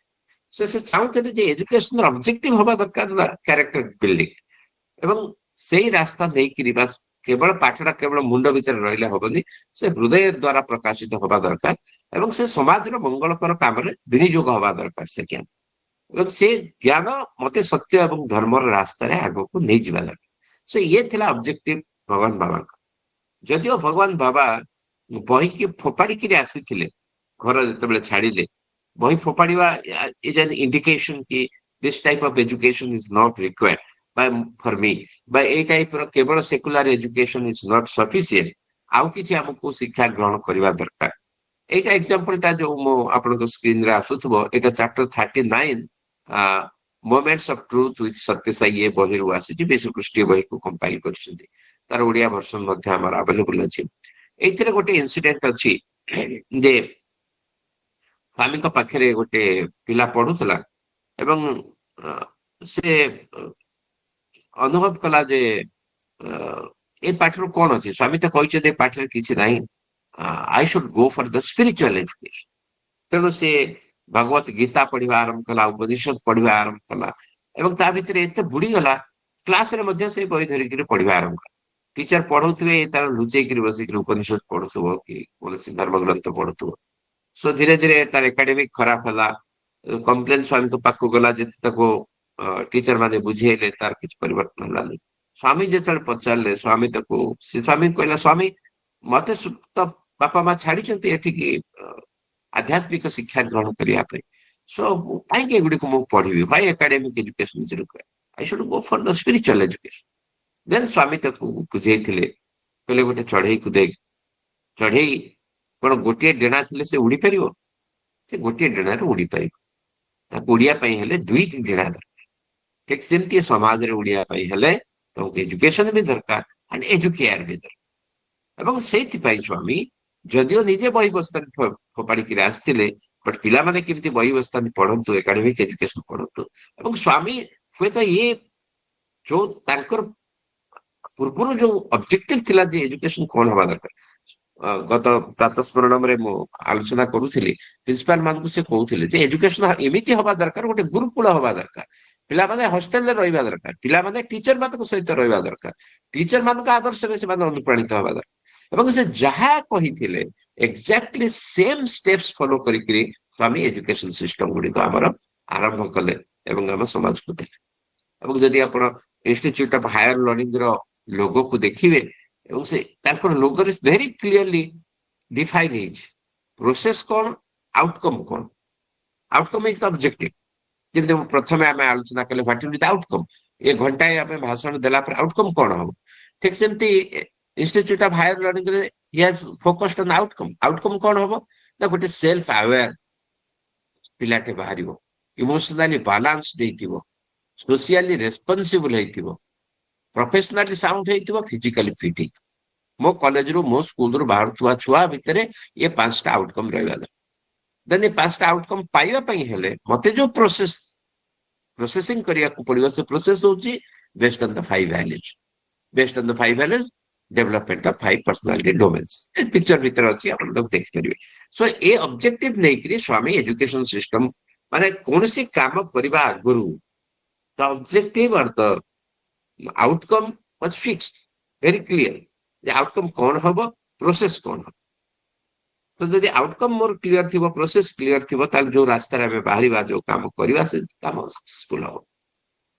ଯେତେବେଳେ ସ୍ୱାମୀ ଆରମ୍ଭ କଲେ 1968ରେ ଆରମ୍ଭ କଲେ, 1968 ମାନେ 50ରେ ପ୍ରଶାନ୍ତି ମନ୍ଦିର କଲେ, ତାପରେ ହୁଏତ ଜେନେରାଲ ହସ୍ପିଟାଲ କରିଛନ୍ତି 54ରେ ଆରମ୍ଭ କଲେ।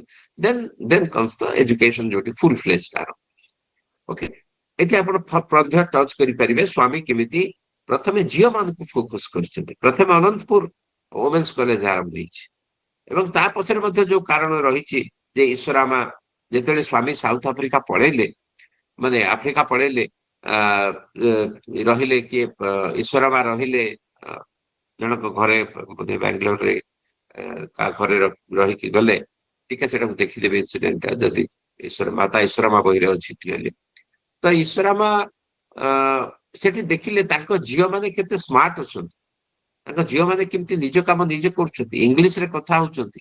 ସୋ ଈଶ୍ୱରାମା ଗୋଟେ ଗାଁର ମା ହେଇକିରି ମଧ୍ୟ ସି ୱାଜ ଇମ୍ପ୍ରେସ୍ଡ କି ମୋ ଗାଁର ଝିଅ ମାନେ ମଧ୍ୟ ଏମିତି ସ୍ମାର୍ଟ ହବା ଦରକାର, ଏମିତି କଥା ହବା ଦରକାର। ତେଣୁ ସ୍ୱାମୀ ପହଞ୍ଚୁ ପହଞ୍ଚୁ ସେ କହିଲେ ନାଇଁ, ମୋ ଝିଅ ମାନଙ୍କ ପାଇଁ କିଛି କର, ଏବଂ ସ୍ୱାମୀ started Anantapur women's college. Okay, ତାପରେ ପରେ କେମିତି ସବୁ ବିଭିନ୍ନ କଲେଜ ହେଲା ଏବଂ ଯେତେବେଳେ ଆମେ ୟୁନିଭର୍ସିଟିରେ ପହଞ୍ଚୁଛେ, ୟୁନିଭର୍ସିଟି ହେଲା 1981, କିନ୍ତୁ କସ୍ତୁରୀକୁ ସ୍ୱାମୀ କହିଲେଣି ଆରାଉଣ୍ଡ 1960 ଯେ PhD from doctorate from Sathyasai university. Sathyasai university ହେଲା 1981। ଏଠି ମୁଁ URL ଲିଙ୍କ ଦେଇଛି, URL ଲିଙ୍କରେ ଆପଣ ଡିଟେଲ୍ସ ପଢିପାରିବେ ଇନଷ୍ଟିଟ୍ୟୁସନ ବିଷୟରେ। ଏବଂ କେବଳ ସ୍ୱାମୀ, ଆମେ ପୁଣି ସେକେଣ୍ଡ ପାର୍ଟରେ ସ୍ୱାମୀ କଣ କଲେ ଏବଂ ସ୍ୱାମୀଙ୍କ କାମ ଦ୍ୱାରା କେମିତି ଅନ୍ୟ ଦେଶ ବା ଅନ୍ୟ ରାଜ୍ୟରେ କେମିତି ସବୁ କାମ ଆକ୍ଟିଭିଟିଜ ହେଲା। So if you look into India, ଆମର 100ରୁ ଅଧିକା ସ୍କୁଲସ ରହିଛି ଏବଂ ବାହାରକୁ ଯଦି ଦେଖିବା, ଆମେ ଭିକ୍ଟର କାନୁଙ୍କ କଥା ବି କାଲି କଥା ହଉଥିଲେ, ସେ କିଭଳି ଭାବରେ ଜାମ୍ବିଆରେ ଦ ମିରାକଲ ସତ୍ୟସାଇ ମିରାକଲ ସ୍କୁଲ କଲେ ଏବଂ 50ରୁ ଉର୍ଦ୍ଧ୍ୱ ସ୍କୁଲସ ଓଭରସିଜ ଗୁଡାକରେ ମଧ୍ୟ ରହିଛି। ଏଜୁକେସନ ସିଷ୍ଟମ ଆପଣ ଟଚ୍ କଲେ। ଦେନ୍ ୱିଲ୍ କମ୍ ଟୁ ହେଲ୍ଥ।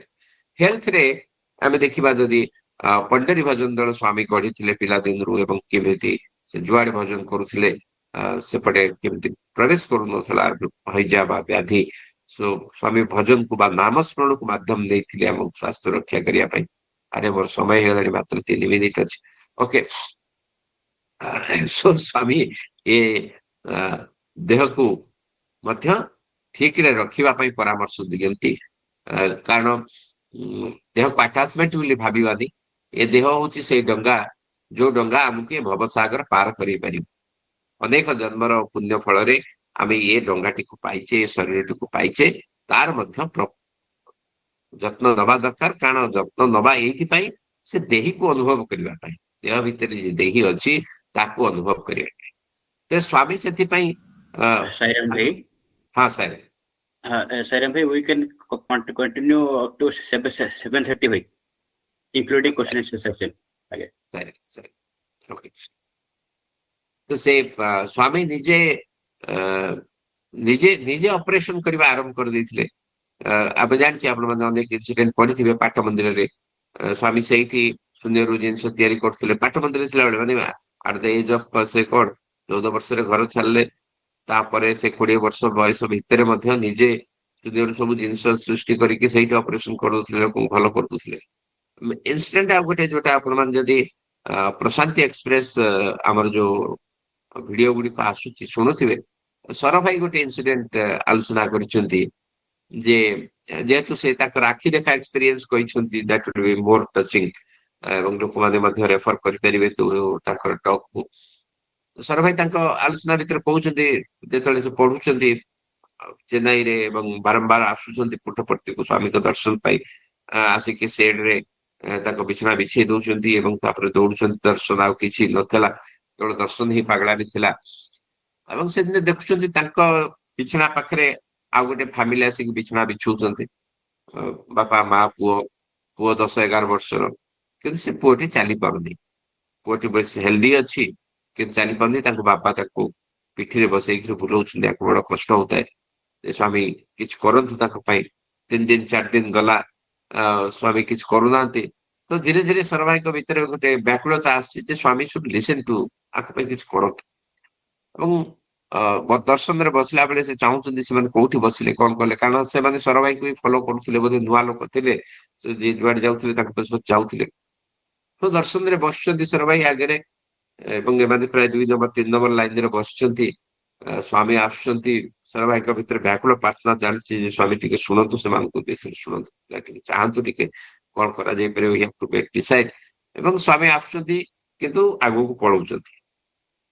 ଯେତେବେଳେ ହୃଦୟ ଭିତରୁ ଅଧିକ ବ୍ୟାକୁଳ ପ୍ରାର୍ଥନା ବାହାରୁଛି ସ୍ୱାମୀ ପୁଣି ଟିକେ ପଛକୁ ଫେରୁଛନ୍ତି ଏବଂ ସେ ପିଲା ବାପା ମାଙ୍କୁ ଡାକୁଛନ୍ତି। ସେ ବାପା ପିଲାଟିକୁ କାନ୍ଧରେ ପକେଇକିରି ସ୍ୱାମୀଙ୍କ ପାଖକୁ ଆସୁଛନ୍ତି।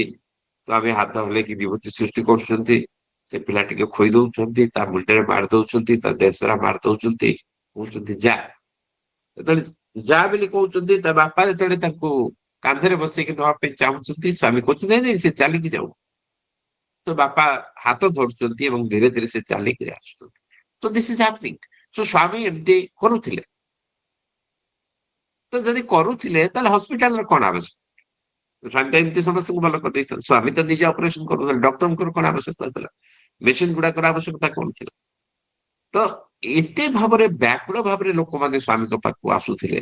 ସ୍ୱାମୀ ଏଭଳି ଅପରେସନ ସମସ୍ତଙ୍କ ଆଗରେ କରିପାରିବେନି ଏବଂ ସବୁ ଲୋକ ତ ସମସ୍ତେ ସେଠି ଜମା ହେଇଥିବେ। ତ ସ୍ୱାମୀ ଷ୍ଟାର୍ଟେଡ୍ ୱିଥ୍ ସ୍ମଲ୍ ହସ୍ପିଟାଲ୍ସ। ଈଶ୍ୱରାମା ମଧ୍ୟ ଯୋଉ ଅନୁରୋଧ କଲା ପରେ ସେଠି ପ୍ରଶାନ୍ତ ନିଲମରେ ଏଭଳି କି ମା ମାନଙ୍କର ବା ପିଲାମାନଙ୍କର ଡେଲିଭରି ପାଇଁ ମଧ୍ୟ ସୁବିଧା ନଥିଲା। ତ ପ୍ରଥମେ ସ୍ୱାମୀ 1954ରେ ଦେଖନ୍ତୁ 50ରେ କଲେ ପ୍ରଶାନ୍ତ ନିଲମ, ମାତ୍ର ତାର 4 ବର୍ଷ ପରେ ନେକ୍ସଟ ପ୍ରୋଜେକ୍ଟ ୱାଜ ସ୍ୱାମୀଙ୍କର ହସ୍ପିଟାଲ, ଜେନେରାଲ ହସ୍ପିଟାଲ। 54ରେ ଭୂମି ପୂଜା ହେଲା, ହସ୍ପିଟାଲ ଆରମ୍ଭ ହେଇଗଲା 1956ରୁ। ତ ଯେହେତୁ ଏ କଥା ଗୁଡିକ ବହୁତ ଆପଣ କହିଲେ ବହୁତ ସମୟ ପଳେଇବ ଲୋକମାନଙ୍କ ଭିତରେ, ତେଣୁ ଆପଣ ଟାଇମ ମ୍ୟାନେଜମେଣ୍ଟ କରିକିରି କହିବେ କୋଉଠି କେତେ କଥା କଣ କହିବା ଦରକାର। ସୋ କିଭଳି ଭାବରେ ଡାକ୍ତର ମାନେ ସେମାନଙ୍କର ଚାକିରି ଛାଡିକିରି ଏଠିକି ଆସିକି ସେବା ଆରମ୍ଭ କରିଥିଲେ। କାହିଁକି ସେମାନେ ଆସିଲେ? ସେଇ ଟିକେ ସବୁବେଳେ କଥାକୁ ଲିଙ୍କ କରିଥିବେ ତ୍ୟାଗ ନେଇକ। କେବଳ ତ୍ୟାଗ ଦ୍ଵାରା ସେମାନେ ନିଜର ଚାକିରି ବାଡି ସେ ସୀତାରାମୟା ହୁଅନ୍ତୁ ବା ଯୋଉମାନେ ଆସିକିରି ଏଠି ପ୍ରଥମେ ଡକ୍ଟର ହେଇକିରି ଆରମ୍ଭ କଲେ, ସେମାନଙ୍କ ଲାଇଫ ମଧ୍ୟ ଆମେ ଟିକେ ଟିକେ ଟଚ୍ କରିଦେଇ ପାରିବା। ସେମାନେ ଆସିକି ଆରମ୍ଭ କଲେ ଏବଂ ସ୍ୱାମୀ 1991ରେ ये institute of higher medical science ଆରମ୍ଭ କଲେ। ଯୋଉମାନେ ଏଠି ସେବା କରିଥିବେ ଟିକେ ଆପଣଙ୍କ ଅନୁଭୂତି ମଧ୍ୟ ଲୋକମାନଙ୍କୁ କହିପାରିବେ। ମତେ ଏଠି ପ୍ରାୟ 3 ବର୍ଷ 4 ବର୍ଷ ସେବା କରିବାର ସୁଯୋଗ ମିଳିଥିଲା ଏବଂ ଯେତେବେଳେ ଆରମ୍ଭ ହେଲା ମାନେ ଇନାଗୁରେସନ ପୂର୍ବରୁ ଜିନିଷ ପତ୍ର ବୋହିବାର ସୁଯୋଗ ମିଳିଥିଲା। ସିଲିଣ୍ଡର ଟ୍ରକ ରେ ସବୁ ଗ୍ୟାସ ସିଲିଣ୍ଡର ସବୁ ଲୋଡ ହେଇକି ଯାଉଥିବ, ଆମକୁ ସବୁ ଓହ୍ଲେଇବା ପାଇଁ କୁହାଯାଉଥିବ। ଟ୍ରକ ଗୋଟେ ଗୋଟେ ଜାମା ଗୋଟେ ଗୋଟେ ଦିନରେ ନଷ୍ଟ ହେଇଯାଉଥିବ, ମାନେ ସେତିକି ଅପରିଷ୍କାର ହେଇଯାଉଥିବ ଜିନିଷ ବୋହିଲା ବେଳେ। So that opportunity we had. ତାପରେ ସ୍ୱାମୀ 2001ରେ କେମିତି ବାଙ୍ଗାଲୋରରେ ହସ୍ପିଟାଲ ଆରମ୍ଭ କଲେ। ସୋ ଏ ସବୁ ଭିତରେ ଏଇଟା ଆମର ୟୁଆରଏଲ ଆପଣଙ୍କୁ ଦେଇଛି, ଯୋଉଠି ଆପଣ ଡିଟେଲ୍ସ ତାକୁ ପଢିପାରିବେ। ସୋ ଏଇ ଯୋଉ 3ଟା ଜିନିଷ ଅବଜେକ୍ଟିଭ ଥିଲା ସ୍ୱାମୀଙ୍କର ହେଲ୍ଥ ମିଶନ ଭିତରେ, ଯେ ଡିକମର୍ସିଆଲାଇଜେସନ ଅଫ ମେଡିସିନ, ଗ୍ଲୋବାଲାଇଜେସନ ବା ୟୁନିଭର୍ସାଲାଇଜେସନ ଅଫ ମେଡିସିନ, ହ୍ୟୁମାନାଇଜେସନ ଅଫ ମେଡିସିନ। ଡିକମର୍ସିଆଲାଇଜେସନ କୋଉଠି ଆପଣ କମର୍ସିଆଲ କାଉଣ୍ଟର ପାଇବେନି, ବିଲିଂ କାଉଣ୍ଟର ପାଇବେନି। କୋଉଠି ଆପଣ କେହି ପହଞ୍ଚିଲା ବେଳେ ଆପଣ ଜାତି ଧର୍ମ ଦେଶ କେହି ପଚାରିବେ ନାହିଁ। ଏବଂ ହ୍ୟୁମାନାଇଜେସନ ଅଫ ମେଡିସିନ, ପ୍ରତି ଭାଇ ଓ ଭଉଣୀ ମାନେ ଯିଏ ବି ସେଠିକି ଆସୁଛନ୍ତି ଆଜି ରୋଗୀ ଭାବରେ ପେସେଣ୍ଟ ଭାବରେ, ତାଙ୍କୁ ବେଡ ନମ୍ବର ଭାବରେ ଟ୍ରିଟମେଣ୍ଟ କରାଯାଏନି। ବେଡ ନମ୍ବର ଏତେ ଭଗବାନଙ୍କର ଦୂତ, ଭଗବାନଙ୍କର ସବୁଠାରୁ ସର୍ବଶ୍ରେଷ୍ଠ ସୃଷ୍ଟି ମଣିଷ ଭାବରେ ତାଙ୍କୁ ସେଠି କିଭଳି ପ୍ରେମ ଆଦର ମିଳେ, ସବୁ ସେ ଏ ଥିଲା ଅବଜେକ୍ଟିଭ ଭଗବାନଙ୍କର ଏଜୁକେସନ। ସେଇଥିପାଇଁ ଅବଦୁଲ କଲାମ ଲେଖିଲେ ଯେ an anti-ballistic missile has been launched by Bhagavan against poverty through education, water and healthcare। ଯୋଉ କଥା ସ୍ୱାମୀ ତାଙ୍କର ଭାଇଙ୍କୁ 1947 ଚିଠିରେ ଲେଖିଥିଲେ, ଏଇଠି କଲାମ ମଧ୍ୟ ତାକୁ କିଭଳି ଭାବରେ ଲିଙ୍କିଂ କରିଛନ୍ତି ଯେ ସ୍ୱାମୀ ଏଭଳି ଏକ, ଯେହେତୁ ସେ ମିସାଇଲ ମ୍ୟାନ ଥିଲେ, ସେ ମିସାଇଲ ଶବ୍ଦ ପ୍ରୟୋଗ, ସ୍ୱାମୀ ଏଭଳି ଏକ ଆକ୍ଟିଭିଟିଜ ନେଇଛନ୍ତି ଏ ଦୁନିଆରୁ ଗରିବକୁ ଦୂର କରିବା ପାଇଁ through education, water and Healthcare. କେତେ ଗୁଡେ କ୍ୱେଶ୍ଚିନ୍ ଆସେ ଯେ ସ୍ୱାମୀଙ୍କ ପରେ କଣ? ସେତେବେଳେ ବି ସନ୍ଦେହ ଥିଲା ହସ୍ପିଟାଲ ଯେବେ ଆରମ୍ଭ ହେଇଥିଲା, ସ୍ୱାମୀ କେମିତି 5 ମାସରେ ହସ୍ପିଟାଲ ତିଆରି କଲେ। ଏବଂ ଏବେ ମଧ୍ୟ ଲୋକମାନଙ୍କ ଭିତରେ ଡାଉଟ ଯେ ବିନା ପଇସାରେ ଟ୍ରିଟମେଣ୍ଟ କେତେ ଦିନ ଚାଲିବ। ଏଇ ଯୋଉ ପିକ୍ଚର ଆପଣ ଦେଖୁଛନ୍ତି ରୋବୋଟିକ ସର୍ଜରୀର ସମ୍ କ୍ରୋର୍ସ ରୁପିଜ, 8 କୋଟି ନା 10 କୋଟିର ସବୁ ଇନଷ୍ଟ୍ରୁମେଣ୍ଟସ ଏଇ ବର୍ଷ କିଣା ହେଇଛି ଏବଂ ଏଇ ବର୍ଷ ଇନାଗୁରେସନ ହେଇଛି ଆମର Puttaparthi hospital. This is the phacoemulsification machine ଅପଥମୋଲୋଜିରେ, ଯୋଉଥିରେ କି ଏଇ ବର୍ଷ ମଧ୍ୟ ଏଇଠି ହସ୍ପିଟାଲକୁ ଆସିଛି ଆଡଭାନ୍ସଡ ଫ୍ୟାକୋ ମେସିନ, ଯୋଉଥିରେ କି ଆପଣଙ୍କର କ୍ୟାଟରାକ୍ଟ ଅପରେସନ୍ସ ବହୁତ ଇଜିଲି ବିନା ଅଳ୍ପ ଛୋଟିଆ କଟିଂ ଭିତରେ ହେଇପାରିବ। ସୋ ସେଗୁଡିକ ମଧ୍ୟ କିଭଳି ଭାବରେ ବଢି ଚାଲିଛି ଆମେ କହିପାରିବା, ହସ୍ପିଟାଲ ଏକ୍ସପାନସନ ହେଇ ଚାଲିଛି। କେବଳ ସ୍ୱାମୀ ସେଥିରେ ଖୁସି ନଥିଲେ, ସ୍ୱାମୀ ଷ୍ଟାର୍ଟେଡ ୱିଥ ମୋବାଇଲ ହସ୍ପିଟାଲ। ମାନେ ଅନେକ ପେସେଣ୍ଟ ଅଛନ୍ତି ଯୋଉମାନେ ହସ୍ପିଟାଲରେ ପହଞ୍ଚି ପାରୁନାହାନ୍ତି, ସେମାନଙ୍କୁ ମୋବିଲିଟି ନାହିଁ, ସେମାନେ ଉଠି ପାରୁନାହାନ୍ତି, ଚାଲି ପାରୁନାହାନ୍ତି, ତ ଡାକ୍ତରଙ୍କୁ ତାଙ୍କ ଦ୍ୱାର ମୁହଁରେ ପହଞ୍ଚିବାର ଅଛି। ସ୍ୱାମୀ ଏମିତିଆ ହେଲ୍ଥ ଫାସିଲିଟିସ ଚାହୁଁଥିଲେ ଯେ ପେସେଣ୍ଟ ଡାକ୍ତର ପାଖକୁ ଆସିବନି, ଡାକ୍ତର ପେସେଣ୍ଟ ପାଖକୁ ଯିବ। ଯୋଉଥିପାଇଁ ଆମେ ଗ୍ରାମ ସେବାରେ ଡାକ୍ତର ମାନଙ୍କୁ ନେଇକରି ଘର ଘର ବୁଲୁଛେ। ମୋର ଗୋଟେ ମନେ ପଡୁଛି, ଆମ ଏଇଠି ଭୁବନେଶ୍ୱରରୁ ଅପା ଚାଲିଗଲେଣି, ଭଗବାନଙ୍କ ସହିତ ମିଶିଗଲେଣି, ଡକ୍ଟର ଅନୁସୂୟା ଦାସ, ତାଙ୍କୁ ନେଇକରି ମୁଁ ଗାଁକୁ ଯାଇଥିଲି ଯେ ଆମ ଗାଁରେ ଟିକେ ବୁଲନ୍ତୁ, ଗ୍ରାମ ସେବାରେ ଘର ଘର ବୁଲନ୍ତୁ। ଲୋକମାନେ ଆସୁନାହାନ୍ତି କ୍ୟାମ୍ପ, କିନ୍ତୁ ଯେତେବେଳେ ଅନୁସୂୟା ମାଉସୀ ଘର ଘର ବୁଲିଲେ, ସି ଆଇଡେଣ୍ଟିଫାଇଡ ସୋ ମେନି କେସେସ୍ ଯୋଉଠି ୟୁଟ୍ରସ୍ ରିମୁଭାଲ ଅପରେସନ ଆବଶ୍ୟକତା ଥିଲା, ଏବଂ ସେମାନଙ୍କୁ ଆଇଡେଣ୍ଟିଫାଇ କରି ଆଣିକି ହସ୍ପିଟାଲରେ ତାଙ୍କୁ ଅପରେସନ କରାଏ। ସୋ ଡାକ୍ତର ଦ୍ୱାର ମୁହଁରେ ପହଞ୍ଚିବା ଦରକାର, ଏବଂ ସେଥିପାଇଁ ସ୍ୱାମୀ ମୋବାଇଲ ହସ୍ପିଟାଲ ଏବଂ ଓଡିଶା କେମିତି ଏଥିପାଇଁ ଗର୍ବିତ ଏବଂ ଏ ସୁଯୋଗ ପାଇଛି ସେ ବିଷୟରେ ମଧ୍ୟ ଆମେ କହିପାରିବେ। ଟେଲିମେଡିସିନ ସେଣ୍ଟର୍ସ, ସ୍ୱାମୀ କେତେ ଚିନ୍ତା କରୁଥିଲେ ଯେ ଲୋକମାନେ ଏତେ ଦୂରରୁ ଆସିବେ ପୋଷ୍ଟ ଅପରେସନ କେୟାର ପାଇଁ, କନସଲଟେସନ ପାଇଁ କଣ ଆସିବା ଦରକାର, ସେମାନେ କେମିତି ଟେକ୍ନୋଲୋଜି ମଧ୍ୟ ସ୍ୱାମୀ ୟୁଜ କରୁଥିଲେ ଯେ ଟେଲିମେଡିସିନ ସେଣ୍ଟର ଦ୍ୱାରା କେମିତି ଆମେ କରିପାରିବା, ଏବଂ ଆମର ଏସଆରପି କ୍ଲିନିକ। ସୋ କୋଉଠି କୋଉଠି ଅପରଚୁନିଟିସ ରହିଛି, ଆମର ଭାଇ ଭଉଣୀ ମାନେ ମଧ୍ୟ ସେବାରେ ଅଂଶଗ୍ରହଣ କରିପାରିବେ, ସେ ବିଷୟରେ ଆମେ ଟିକେ ଟଚ କରିପାରିବା। କିଛି ଷ୍ଟୋରିଜ ଅଫ ଟ୍ରାନ୍ସଫରମେସନ ଯଦି ଆପଣ ଗୋଟେ ଦିଟି ଇନସିଡେଣ୍ଟସ କହିପାରିବେ ଯେ ସ୍ୱାମୀ ଆସିଥିଲେ ସଂସ୍କାର କରିବା ପାଇଁ, ତାକୁ କେମିତି ଆପଣ ପ୍ରୁଫ କରିବେ, ଆପଣଙ୍କ କଥା ଭିତରେ ଟିକେ ଟଚ କରିବା ଦରକାର। ଯେ ଏଇ ଯୋଉ ହସ୍ପିଟାଲ ମାନଙ୍କରେ ଯୋଉ ସେବା ହଉଥିଲା, ତ ଫିଜିକାଲ ଟ୍ରାନ୍ସଫରମେସନ ତ ହଉଥିଲା, ଯେ ଲୋକମାନଙ୍କର ଚେହେରା ବା ସ୍ୱାସ୍ଥ୍ୟଗତ ଟ୍ରାନ୍ସଫରମେସନ ହଉଥିଲା, କିନ୍ତୁ ସେମାନେ ଗୋଟେ ନୂଆ ମଣିଷ ହେଇକିରି ସେଠୁ ଆସୁଥିଲେ। ଗୋଟେ ଇନସିଡେଣ୍ଟ ଅଛି, ଗୋଟେ ଅଟୋ ଡ୍ରାଇଭରର, ଯେ ସେ କେମିତି ମଦ ପିଉଥିଲା, ମଦ ପିଇକି ପଇସା ସେଭିଂ କରିପାରୁନଥିଲା, ତା ସ୍ତ୍ରୀ ମରିଗଲା, ମାନେ ମାରପିଟ ବା ଘରର ଅଶାନ୍ତି ଭିତରେ ସ୍ତ୍ରୀ ଚାଲିଗଲା, ତାପରେ ଛୋଟ ଛୁଆଟି ଝିଅଟିକୁ ନେଇକରି ସେ ବଞ୍ଚୁଥିଲା, ଏବଂ ହଠାତ୍ ଜାଣିଲା ଯେ ସେ ଝିଅର ହାର୍ଟ ପ୍ରୋବ୍ଲେମ ଅଛି। ଏବଂ ସେତେବେଳେ ସେ ରିଏଲାଇଜ କଲା ଯେ ମୋ ପାଖରେ କିଛି ସେଭିଂ ନାହିଁ, ମୋ ପାଖରେ କିଛି ପଇସା ନାହିଁ, ମୋ ଝିଅକୁ ବଞ୍ଚେଇ ପାରିବିନି, ସ୍ତ୍ରୀ ତ ଚାଲିଗଲା, ଝିଅକୁ ବି ବଞ୍ଚେଇ ପାରୁନି, ଯାହା ସହିତ ହୁଏତ ପରେ ଅଧିକ ଆଟାଚ ସେ ହେଇଯାଇଥିବ। ଏବଂ ତାପରେ କେମିତି ସ୍ୱାମୀଙ୍କ ହସ୍ପିଟାଲକୁ ଆସିଛି, ଏବଂ ସ୍ୱାମୀଙ୍କ ହସ୍ପିଟାଲରେ ଝିଅ ଭଲ ହେଇଛି, ଏବଂ ସେତେବେଳେ ସେ ଭାବୁଛି ଯେ ହାଉ ସୁଡ ଆଇ ସେ ଥ୍ୟାଙ୍କ ୟୁ ଟୁ ଭଗବାନ। ଏବଂ ସେତେବେଳେ ସେ ଚିନ୍ତା କରୁଛି ଯେ ମୁଁ ମୋର ମଦ ଖାଇବା ଛାଡିଦେବି, ମୋର ନିଶାଭ୍ୟାସ ଛାଡିଦେବି, ଦ୍ୟାଟ ଇଜ ହ୍ୱାଟ ସ୍ୱାମୀ ୱାଣ୍ଟସ। ସେଇ ପରିବର୍ତ୍ତନ ସ୍ୱାମୀ ଚାହୁଁଥିଲେ ଯେ ଲୋକମାନେ ଜୀବନର ଗୁରୁତ୍ୱକୁ ରିଏଲାଇଜ କରନ୍ତୁ, ଭଗବାନଙ୍କୁ ଅନୁଭବ କରନ୍ତୁ। ଏବଂ ଆଚ୍ଛା, ଆଉ ଗୋଟେ ଇନସିଡେଣ୍ଟ ଆପଣ ଟଚ କରିପାରିବେ ଯେ ସ୍ୱାମୀ ଏ କାମ ଗୁଡିକ ସବୁ କରିବା ପାଇଁ ବା ସେବା କାମରେ ଆମକୁ ଇନଭଲ୍ଭ ହେବା ପାଇଁ କାହିଁ କହୁଥିଲେ ନା, ଯେତେବେଳେ ହସ୍ପିଟାଲ ଆରମ୍ଭ ହେଲା ବେଳେ ଲମ୍ବା କ୍ୟୁ ହେଇଗଲା, ତେଣୁ ବହୁତ ଲୋକ, କାରଣ ପ୍ରଥମ ପ୍ରଥମେ ସୁଲେଶ ମାଗଣାରେ ହଉଛି, ବେସିକାଲି ଆମର ଓଡିଶା ୱେଷ୍ଟବେଙ୍ଗଲରୁ ବହୁତ ଲୋକ ଗଲେ, ପାଖ ଷ୍ଟେଟ୍ସ ଯେହେତୁ। ତ ସ୍ୱାମୀ ସେଠୁ ସବୁ ଡିଷ୍ଟ୍ରିକ୍ଟ ପ୍ରେସିଡେଣ୍ଟ ମାନଙ୍କୁ ଡାକିକିରି ଗୋଟେ କଥା କହିଥିଲେ। ସ୍ୱାମୀ କହିଲେ, ଦେଖ ତମେ ଯାହାକୁ ରେଫର କରୁଛ, ରେଫର କରିବା ପୂର୍ବରୁ ତାଙ୍କୁ କୁହ 4 ମାସ ତମ ସମିତିରେ କାମ କରନ୍ତୁ, ଭଜନରେ ଭାଗ ନିଅନ୍ତୁ, ସେବାରେ ଭାଗ ନିଅନ୍ତୁ, ତାପରେ ଏଠିକି ଆସନ୍ତୁ। କାରଣ କଣ ହଉଥିଲା ଲୋକମାନଙ୍କୁ ସମସ୍ତେ କହୁଥିଲେ ଆରେ ତମେ ଦର୍ଶନରେ ବସିଯାଅ, ସ୍ୱାମୀ ଚାହିଁଲେ ତମେ ଭଲ ହେଇଯିବ, ତମକୁ ହସ୍ପିଟାଲ ଅପରେସନ ଦରକାର ନ ହେଇପାରେ, ଏତେ କ୍ୟୁ ଦରକାର ନ ହେଇପାରେ। ସ୍ୱାମୀ କହୁଥିଲେ ଯେ ମୁଁ ଚାହୁଁଛି ତାଙ୍କ ଆକାଉଣ୍ଟରେ କିଛି ଡିପୋଜିଟ ନାହିଁ, so how can I cure them. ତେଣୁ ଯଦି 4 ମାସ ସେମାନେ ଭଜନ ସେବା କରିକିରି ଆସିଥିବେ, କମ ସେ କମ ମୁଁ ଦେଖିପାରିବି ହଁ ତାଙ୍କ ଆକାଉଣ୍ଟରେ କଣ ଅଛି, ମୁଁ କିଛି କରିପାରିବି। ତେଣୁ ଏ ସେବାର ଗୁରୁତ୍ୱ ବିଷୟରେ ଆମେ ଟିକେ ଟଚ୍ କରିପାରିବି। Then will come to water project. Swami କେମିତି ପିଲାଦିନରୁ ତାଙ୍କର ୱାଟର ପ୍ରୋଜେକ୍ଟ ଆରମ୍ଭ କରିଥିଲେ, କେବଳ ନିଜ ଘର ପାଇଁ ଦଉନଥିଲେ, ପାଖ ପଡିଶା ସମସ୍ତଙ୍କୁ ପ୍ରାୟ ପ୍ରାୟ ଯିବା ଆସିବା 3 କିଲୋମିଟର 4 କିଲୋମିଟର ସେ ପାଣି ବୋହିକିରି କାନ୍ଧ ତାଙ୍କର ବିଣ୍ଡି କେମିତି ହେଇଯାଇଥିଲା ସେ ପ୍ରସଙ୍ଗରେ ଟିକେ କହିକିରି ଆମେ ଆସିବା।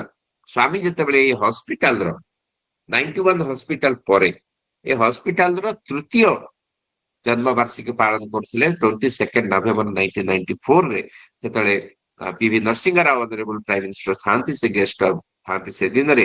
ଏବଂ ସ୍ୱାମୀ ସେଠୁ ହଠାତ୍ କଥା ପ୍ରସଙ୍ଗ ବଦଳେଇକିରି କିଭଳି ଭାବରେ ରୟଲସୀମା ଏରିଆରେ ପାଣି ନାହିଁ ସେ ପ୍ରସଙ୍ଗ କହିଲେ। ଏବଂ ପିଭି ନରସିଂହ ରାଓ ଯେହେତୁ ସେଇ ଅଞ୍ଚଳର ହିଁ ରିପ୍ରେଜେଣ୍ଟେଟିଭ ଥିଲେ, ମାନେ ଏମଏଲଏ ଏମପି ଭାବରେ, ତେଣୁ ସେ ମଧ୍ୟ ସେ କଥା ଜାଣିଥିଲେ। ତ ସ୍ୱାମୀ ତାଙ୍କୁ କହିଲେ ଯେ ଭାରତ ସରକାର କିଛି କରିବା ଦରକାର। କିନ୍ତୁ ଅନେକ ଦିନ ବିତିଗଲା, ଯେହେତୁ ସେମାନେ କିଛି କଲେ ନାହିଁ, ଦେନ୍ ସ୍ୱାମୀ ଟ୍ରଷ୍ଟକୁ କହିଲେ you start the water project.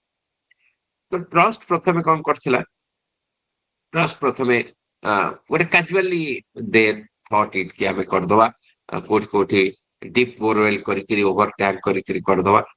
ସେମାନେ ଗୋଟେ ଚିନ୍ତା ପ୍ରସ୍ତାବ କରିକି ଅଳ୍ପ ଖର୍ଚ୍ଚ ଭିତରେ ଆଣି ସ୍ୱାମୀକୁ ଦେଖେଇଲେ, ବଟ୍ ସ୍ୱାମୀ ତାକୁ ଗ୍ରହଣ କଲେ ନାହିଁ। ତ ସ୍ୱାମୀଙ୍କର ଥିଲା ଯେକୌଣସି କାମ ହବ ତାହା କେତେ ବେଷ୍ଟ ପରଫେକ୍ଟ ୱେରେ ହେବା ଦରକାର। ତ ସ୍ୱାମୀ କହିଲେ ପଇସା ପାଇଁ ତୁମେ ଚିନ୍ତା କରନି, ଇଟ୍ ସୁଡ୍ ଦ ବେଷ୍ଟ ମଡେଲ। ଏବଂ ତାପରେ କାରଣ ପାଣି ଉଲ୍ଟା ଦିଗରୁ ଆଣିବାର ଥିଲା, କାରଣ ଏଇଟା ପୁରା ପାହାଡ ଏରିଆ ଥିଲା, ଏବଂ ସେଠୁ କେମିତି ପାଣି ଆସିବ, ତଳୁ ପାଣି ଆସିବ ଏବଂ ଲୋକମାନଙ୍କ ଘରେ ପହଞ୍ଚିବ। ଲୋକମାନେ ଉପର ଏରିଆରେ ହାଇ ଏରିଆରେ ରହିଛନ୍ତି, ପାଣିର ଅପୋଜିଟ ଡିରେକ୍ସନରେ ପାଣିକୁ ଉଠେଇବା ପାଇଁ ପଡିବ। ତେଣୁ କିଭଳି ନଈରୁ ଆସି ଫିଲ୍ଟର ହବ, ଫିଲ୍ଟର ହେଇକି ପୁଣି ପାହାଡ ଉପରେ ସେଗୁଡିକ ଷ୍ଟୋରେଜ ହବ, ସୋ ଦ୍ୟାଟ ପାହାଡ ଉପରେ ରହିଲେ ଯୋଉ ଆମର ଫୋର୍ସ ଦ୍ଵାରା, ପାଣିର ଫୋର୍ସ ଦ୍ଵାରା ତଳକୁ ସେ ପ୍ରବାହିତ ହେଇପାରିବ। ଇଏ ସବୁ ମାଷ୍ଟର ପ୍ଲାନ ତାପରେ ସବୁ ଏକ୍ସପର୍ଟସ ମାନେ ବସିକିରି ତିଆରି କଲେ। ଏବଂ ତାପରେ ସେଇ ଅନୁଯାୟୀ ଏଇ ଯୋଉ 3ଟି ଜିଲ୍ଲା, ଏହାର କ୍ଲିୟର ପିକ୍ଚରଟା ଆକ୍ଚୁଆଲି ମୁଁ ଟିକେ ସମୟ ପାଇଲିନି ପକେଇ ପାରିନି, but the book is available with ମି। ମୁଁ ଏ ପିକ୍ଚର ଗୁଡିକ କ୍ଲିୟର ପିକ୍ଚର ପକେଇକି ଆପଣଙ୍କୁ ଦେଇ ପାରିବି।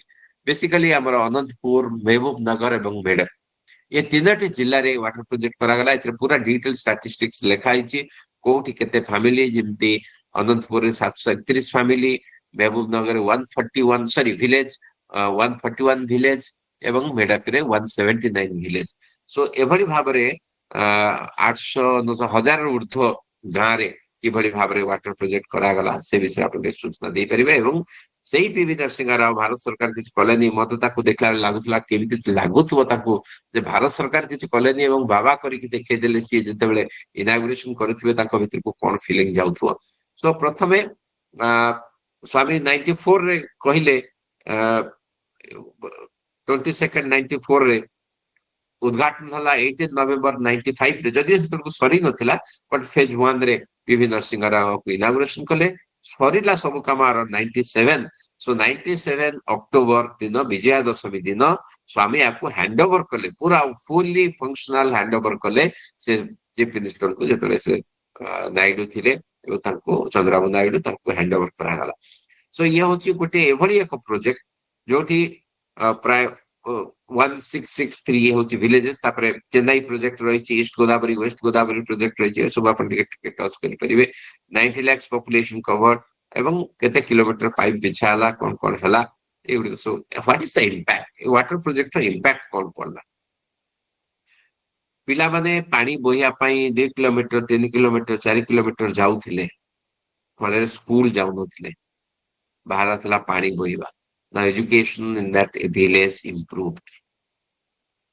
ପରିବାର ସ୍ତ୍ରୀ ଲୋକମାନେ ପାଣି ବୋହିବାରେ ହିଁ ସମୟ ବିତଉଥିଲେ, ବର୍ତ୍ତମାନ ସେଇ ସମୟରେ ସ୍ତ୍ରୀ ଲୋକମାନେ କିଛି ରୋଜଗାର କଲେ, ବ୍ୟବସାୟ ଆରମ୍ଭ କଲେ। ଭଲ ପାଣି ପାଇବା ଦ୍ଵାରା ଗାଁ ଭିତରେ ଦେହ ଲୋକମାନଙ୍କର ଖରାପ ହେଲାନି, ଫଳରେ ତାଙ୍କର ପଇସା ବି ସେଭିଂ ହେଲା, ହେଲ୍ଥ ବି ଭଲ ରହିଲା, ହେଲ୍ଥ ଇଣ୍ଡେକ୍ସ ବଢିବାରେ ଲାଗିଲା। ଏବଂ ଅନେକ ଇଣ୍ଟରନ୍ୟାସନାଲ ଏଜେନ୍ସିଜ ଆ ଦ୍ୱାରା ମୋଟିଭେଟେଡ ହେଲେ, ଯେମିତି ଆମ ओडिशा रे केमती वाटर प्रोजेक्ट चलछि अफ्रीका रे एजुकेशन सिस्टम चेंज हो गला human values based water education approach education system रे इंक्लूड करा गला एवं एल साल्वाडोर रे केमती 2000 फैमिली हला नेपाल श्रीलंका इंडोनेशिया एट सब वाटर प्रोजेक्ट आरंभ हला थर्ड वर्ल्ड वाटर फोरम रे आपको गोटे प्रेजेंटेशन करा गला जे आज सागा ऑफ लव स्टोरी सब पूरा दुनिया जानला एवं फल रे फोर्थ वर्ल्ड वाटर फोरम बेलकू ये प्रोजेक्ट को बेस्ट लोकल एक्शन प्रोग्राम भाव अवार्ड दिया गला यूनिवर्सिटी ऑफ सिंगापुर आपको तार स्कूल ऑफ पब्लिक पॉलिसी रे गोटे केस स्टडी भाव ग्रहण करिछि जे किभली भाव गोटे प्राइवेट ऑर्गेनाइजेशंस किभली भाव एभली मैसिव प्रोजेक्ट्स करि पारे सो किछि पिक्चर्स निर्माण झर एवं अन्य ओल्ड ड्रिंकिंग वाटर प्रोजेक्ट्स माने केमति करूछे ओडिसा रे हालारे 43 होथिबे आमे निर्माण झर प्रोजेक्ट्स कर सनेनी किभली भाव लोक माने ओडिसा रे प्योर पानी पाउछंती ए सब विषय अपन के टच करि परिबे लास्ट पॉइंट 5 मिनट टच करिवे दैट इज ऑन ग्राम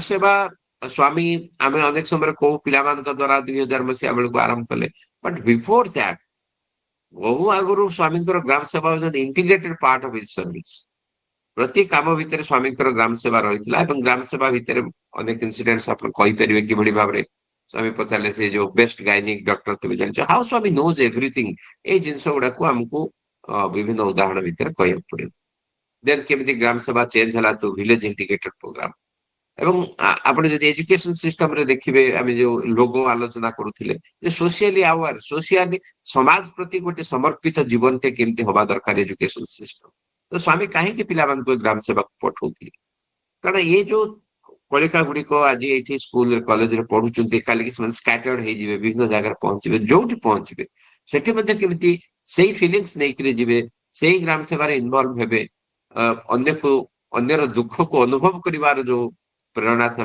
भितर केमती रहिबो से कथा स्वामी चाहूतिले स्वामी केवल एतिकी भितर रही नथिले स्वामी अनेक स्किल डेवलपमेंट प्रोग्राम करथिले जहा जी विभिन्न राज्य रे चलछि ओडिसा रे केमती चलछि आमे केमती अन्य मान को सेल्फ एम्प्लॉयमेंट पाई कोविड समय रे मध्ये प्रतिष्ठा करथिले इवन हमर एनुअल केयर्स प्रेम तरु स्वामी का द्वारा इंस्पायर हे कि आमे जहा जहा करूछि टिके कहि दे परिबा स्वामी के हाउसिंग प्रोजेक्ट जेत ओडिसा रे आमे कथा होछि हाउसिंग प्रोजेक्ट मध्ये टिके आमे टच करि परिबा जे किभली भाव रे स्वामी निजे निज घर बिक्री करी हमको 1000 घर ओडिसा को देइछंती एवं से होची हमर तीर्थ क्षेत्र एवं स्वामी हमके प्रशांति सुंदर भूमि देइछंती जोठी सेवा करिवार सुयोग देइछंती तांकर दिव्य सन्निधि रे टिक मोटिवेशन करि परिबा जदि हमें बाटे आगुर करूछे बा कम से कम सेंटेनरी ईयर तो आउरी वर्ष पर्यंत चलिबो जे समस्त टिक पुटपट्टी माटी को माडंतु से विषय टिके हमें 2 मिनिट मोटिवेशन देई परिबा एवं शेषे स्वामी जो मेसेज थिला जे मु तुमठू यही तथाकथित पत्र पुष्प फल चाहूनी तुम शरीर रूपक पत्र चाहूची तुम हृदय रूपक पुष्प चाहूची भगवान को प्रति प्रेमर अश्रु मु चाहूची एवं फल होची जहाँ भी तुम कर्म करुछ सेवा करुछ ताको ही मते फल भाव नैवेद्य भाव अर्पण कर से यज्ञ को यज्ञ भाव समर्पण कर सो से भावना लोक मान पाखे आम पहुंचे पारिबा जे प्रकृति अवतार कौन चाहूले तो स्वामी एते गुड़िए समराइज करवा जिते स्वामी एते गुड़े काम आमको लिगासी देकर जाइछंती hospital education systems water projects and different service projects so Swami आमठू कौन चाहती स्वामी चाहते be a centre of love तम जीवन एक प्रेमर उत्स हो प्रेमर केंद्र हो एवं से प्रेम करुणा भाव सेवा भाव प्रकाशित हो से ही तुमको आनंद प्रदान करे प्रेम ही हूँ सोर्स एवं प्रेम ही हूँ रास्ता एवं प्रेम ही हूँ लक्ष्य सब सेवा भितर आमर लक्ष्य ही हूँ से प्रेम प्राप्ति हवा एवं ये सब भितर स्वामी से यूनिटी आणुले कोठी गोटे धर्म प्रेमर धर्म गोटे भाषा भूतेर भाषा गोटे जाति मानव जाति कोठी बाछव विचार प्रश्न ही नथिला स्वामी भितर एवं ताही अनेक जीवन को प्रतिफलित करितला गोटे तो आम सांगठनिक दृष्टि करुचे व्यक्तिगत भाव में भाई भौणी माने केमती विभिन्न काम लगी छोटिया उदाहरण गोटे दिटा आपन दे पारे एवं आम खरियार नुआपड़ा जाइए खरियार देखले जड़े भाई किभली भाव व्यक्तिगत भाव साइकेल किसी ना किए कौन कह न कह ना साइकेल निज घरे रोषे कर धरिकी ରାସ୍ତାଘାଟରେ ପଡିଥିବା ଅସହାୟ ଲୋକଙ୍କୁ ଖାଇବାକୁ ଦଉଥିଲେ। ମତେ ସେ ଭାବନା ଆସୁଥିଲା ଯେ ଆମ ଘରକୁ ଜଣେ ଦି ଜଣ ଗେଷ୍ଟ ଆସିଗଲେ ଆମ ଘରେ କେତେ ବ୍ୟସ୍ତ ହେଇ ପଡୁଛନ୍ତି, କିନ୍ତୁ ସେ ମା ତାଙ୍କର ପତ୍ନୀ ପିଲା ଛୁଆଙ୍କୁ ସମ୍ଭାଳିବା ସହିତ କେମିତି ଏତେ ଲୋକଙ୍କ ପାଇଁ ଖାଇବା ରୋଷେଇ କରୁଥିବେ ଏବଂ ସେତେବେଳେ ଦଉଥିବେ। ଲୋକମାନେ ଖୁସି ହେଇକି ତାଙ୍କ କାମରେ ତାଙ୍କୁ ଟୁ ହ୍ୱିଲର ଦେଇଛନ୍ତି ଏବଂ ସେ ଟୁ ହ୍ୱିଲରରେ ବର୍ତ୍ତମାନ ଧରିକିରି ବାଣ୍ଟୁଛନ୍ତି। ସେମିତି ଇଏ ଗୋଟେ ଜୀବନ। ସାରଥ ବାବୁ IIT MBA କଲା ପରେ ମଧ୍ୟ ସେ MNC ରେ ଚାକିରି କରିନାହାନ୍ତି, because he was a Bal Vikas student. ସେ ଖାଇବାକୁ ପାଉନଥିଲେ। ସେ ଜାଣିଥିଲେ ମୋ ମା ଇଟଲି ବିକ୍ରି କରିକି ମତେ ପଢେଇଛି, ଖାଇବାର କଷ୍ଟ କଣ ସେ ଜାଣିଥିଲେ। ତେଣୁ ସେ ଖାଇବାକୁ ହିଁ ମାଧ୍ୟମ କଲେ ଏବଂ 3000 ଲୋକଙ୍କୁ ବର୍ତ୍ତମାନ ସେ ଚାକିରି ଦେଇଛନ୍ତି ଆଜ ଏ CEO of food king catering service. ଓଡିଶାର ସାଇ ଆନନ୍ଦ ଅଭିଯାନ ଏକ୍ସାମ୍ପଲ। କିଭଳି ଭାବରେ ତ୍ୟାଗ ହିଁ ଲୋକମାନଙ୍କ ଭିତରେ ଭଗବାନଙ୍କର ବାର୍ତ୍ତାକୁ ପହଞ୍ଚେଇ ଦେଇପାରେ। ଆଜି 100ରୁ ଉର୍ଦ୍ଧ୍ୱ ଛୁଆ ମାନଙ୍କର ଜୀବନକୁ କେମିତି ରୂପାନ୍ତର ଆମମାନେ ଭାଇ ଭଉଣୀ ମାନେ କରିପାରିବେ। ଆମମାନେ ହଉଛେ ସେ କଳ୍କି ଅବତାରର ସେ ଯୋଉ ଶ୍ଵେତ ଘୋଡା ମାନେ ଧଳା ଘୋଡା କଥା କୁହାଯାଏ। ଆମମାନେ ହଉଛେ ସମସ୍ତେ ସେଇ। ମନେ ପକାନ୍ତୁ, କାହିଁକି ଭାଇ ଓ ଭଉଣୀ ମାନେ ରବିବାର ଦିନ ଘରେ ବିଶ୍ରାମ ନ ନେଇ ଆରାମ ନ କରି ନିଜ ପକେଟରୁ ଖର୍ଚ୍ଚ କରି କଣ ପାଇଁ ଗାଁକୁ ଦୌଡି ଯାଆନ୍ତି? କଣ ପାଇଁ ସେବା କରିବାକୁ ଯାଆନ୍ତି? କଣ ପାଆନ୍ତି ସେବା ପାଇଁ? ସେ ଯୋଉ ଆନନ୍ଦ ନେଇକିରି ଆସନ୍ତି, ଅନ୍ୟର ମୁହଁରେ ହସଟିକୁ ଦେଖିଥିଲେ ତା ପେଟ ପୁରିଗଲା ତ ମୋ ପେଟ ପୁରିଗଲା। ଭଗବାନ ଯୋଉ ଶିଖେଇବା ପାଇଁ ଆସିଥିଲେ ତାକୁ ନେଇକିରି ଏ ସମଗ୍ର ବିଶ୍ୱରେ ସାଇ ସେବାଦଳ ଭାଇ ଓ ଭଉଣୀ ମାନେ ଯୋଉଭଳି ଭାବରେ ସମର୍ପିତ ଭାବରେ ଭଗବାନଙ୍କ ପ୍ରତି ଉତ୍ସର୍ଗୀକୃତ ଭାବ ନେଇକିରି କାମ କରୁଛନ୍ତି, ସେଥିରୁ ଆମେ ଟିକେ ପ୍ରେରଣା ନବା।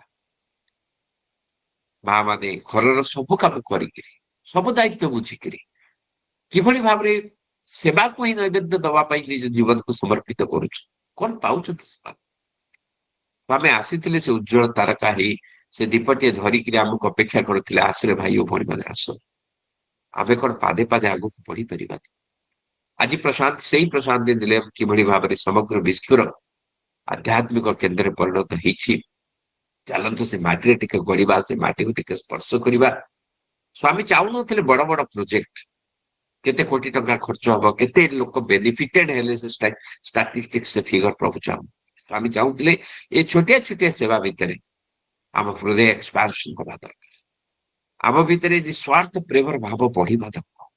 ଆମ ମୁହଁରେ ଗୋଟେ ବିଗ ସ୍ମାଇଲ ଜୀବନର ସବୁ ମୁହୂର୍ତ୍ତରେ ରହିବା ଦରକାର। ସେ ଲୋକଟି ଯେମିତି ସେଦିନ ଡିସାଇଡ କରିଥିଲା, ମୁଁ ଭଗବାନଙ୍କୁ କେମିତି ଧନ୍ୟବାଦ ଦେବି, ମୁଁ ମଦ ଖାଇବା ଛାଡି ଦେଇକି ମୁଁ ଭଗବାନଙ୍କୁ ଧନ୍ୟବାଦ। ସେମିତି ଆମେ ପ୍ରତ୍ୟେକ ଯିଏ ଗାଁରେ ଅଛେ, ଯିଏ ସମିତିରେ ଅଛେ, ଭଜନ ମଣ୍ଡଳୀରେ ଅଛେ, we can think of ମୁଁ ମୋ ବ୍ୟକ୍ତିଗତ ସ୍ତରରେ how to say thank you to my ସ୍ୱାମୀ। Yes, we can do. ସ୍ୱାମୀ ଅଛନ୍ତି ଆମ ପାଖରେ, ଆମେ କରିପାରିବେ ଛୋଟିଆ ଛୋଟିଆ steps ମୋ ହୃଦୟର ପ୍ରେମର ବିକାଶ ପାଇଁ କରିପାରିବେ। ତେଣୁ କିଏ କଣ ଆମେ କରିବା? ଆମକୁ ହିଁ ଆମ ଭିତରେ ନିଷ୍ପତ୍ତି ନେବାର ଅଛି। ଆମକୁ ହିଁ ଆମ ଜୀବନ ଗଢିବାର ଅଛି। ଆମକୁ ହିଁ ଆମର କର୍ମଫଳ ଭୋଗ କରିବାର ଅଛି। ରତ୍ନାକର ଅନୁଭୂତି ଆମ ଭିତରେ ଆସିବାର ଅଛି। ମୋର କର୍ମ ପାଇଁ ଆଉ କେହି ଦାୟୀ ହେବେ ନାହିଁ। ତେଣୁ କିଭଳି ଭାବରେ ପାଦେ ପାଦେ ଆମେ ଆଗେଇବା, ଭଗବାନ ଆମ ସମସ୍ତଙ୍କୁ ଆଶୀର୍ବାଦ କରନ୍ତୁ। ତାଙ୍କରି ପାଖରେ ପ୍ରାର୍ଥନା ରଖି ଆଜିର ଆଲୋଚନାକୁ ରଖିବା। ସବୁ ଭାଇ ଓ ଭଉଣୀ ମାନଙ୍କ ପାଖରେ ଏଇଭଳି ଭାବରେ ଆମେ ପ୍ରସଙ୍ଗକୁ ଆଲୋଚନା କରିପାରିବା। ଆପଣମାନେ ଅଧିକ ଆହୁରି ଏଥିରେ ଭ୍ୟାଲ୍ୟୁ ଆଡିସନ୍ସ କରିପାରିବେ। ଯାହାର ଯାହା ସପ୍ଲିମେଣ୍ଟ କରିବାର ଅଛି ପ୍ଲିଜ କ୍ୱେଶ୍ଚିନ୍ ତ କଣ ପଚାରିବେ, ଆପଣ ମଧ୍ୟ ଜାଣିଛନ୍ତି ସବୁର ଉତ୍ତର। ପ୍ଲିଜ ସପ୍ଲିମେଣ୍ଟ ଆମେ କଣ ଆଡ୍ କରିବେ।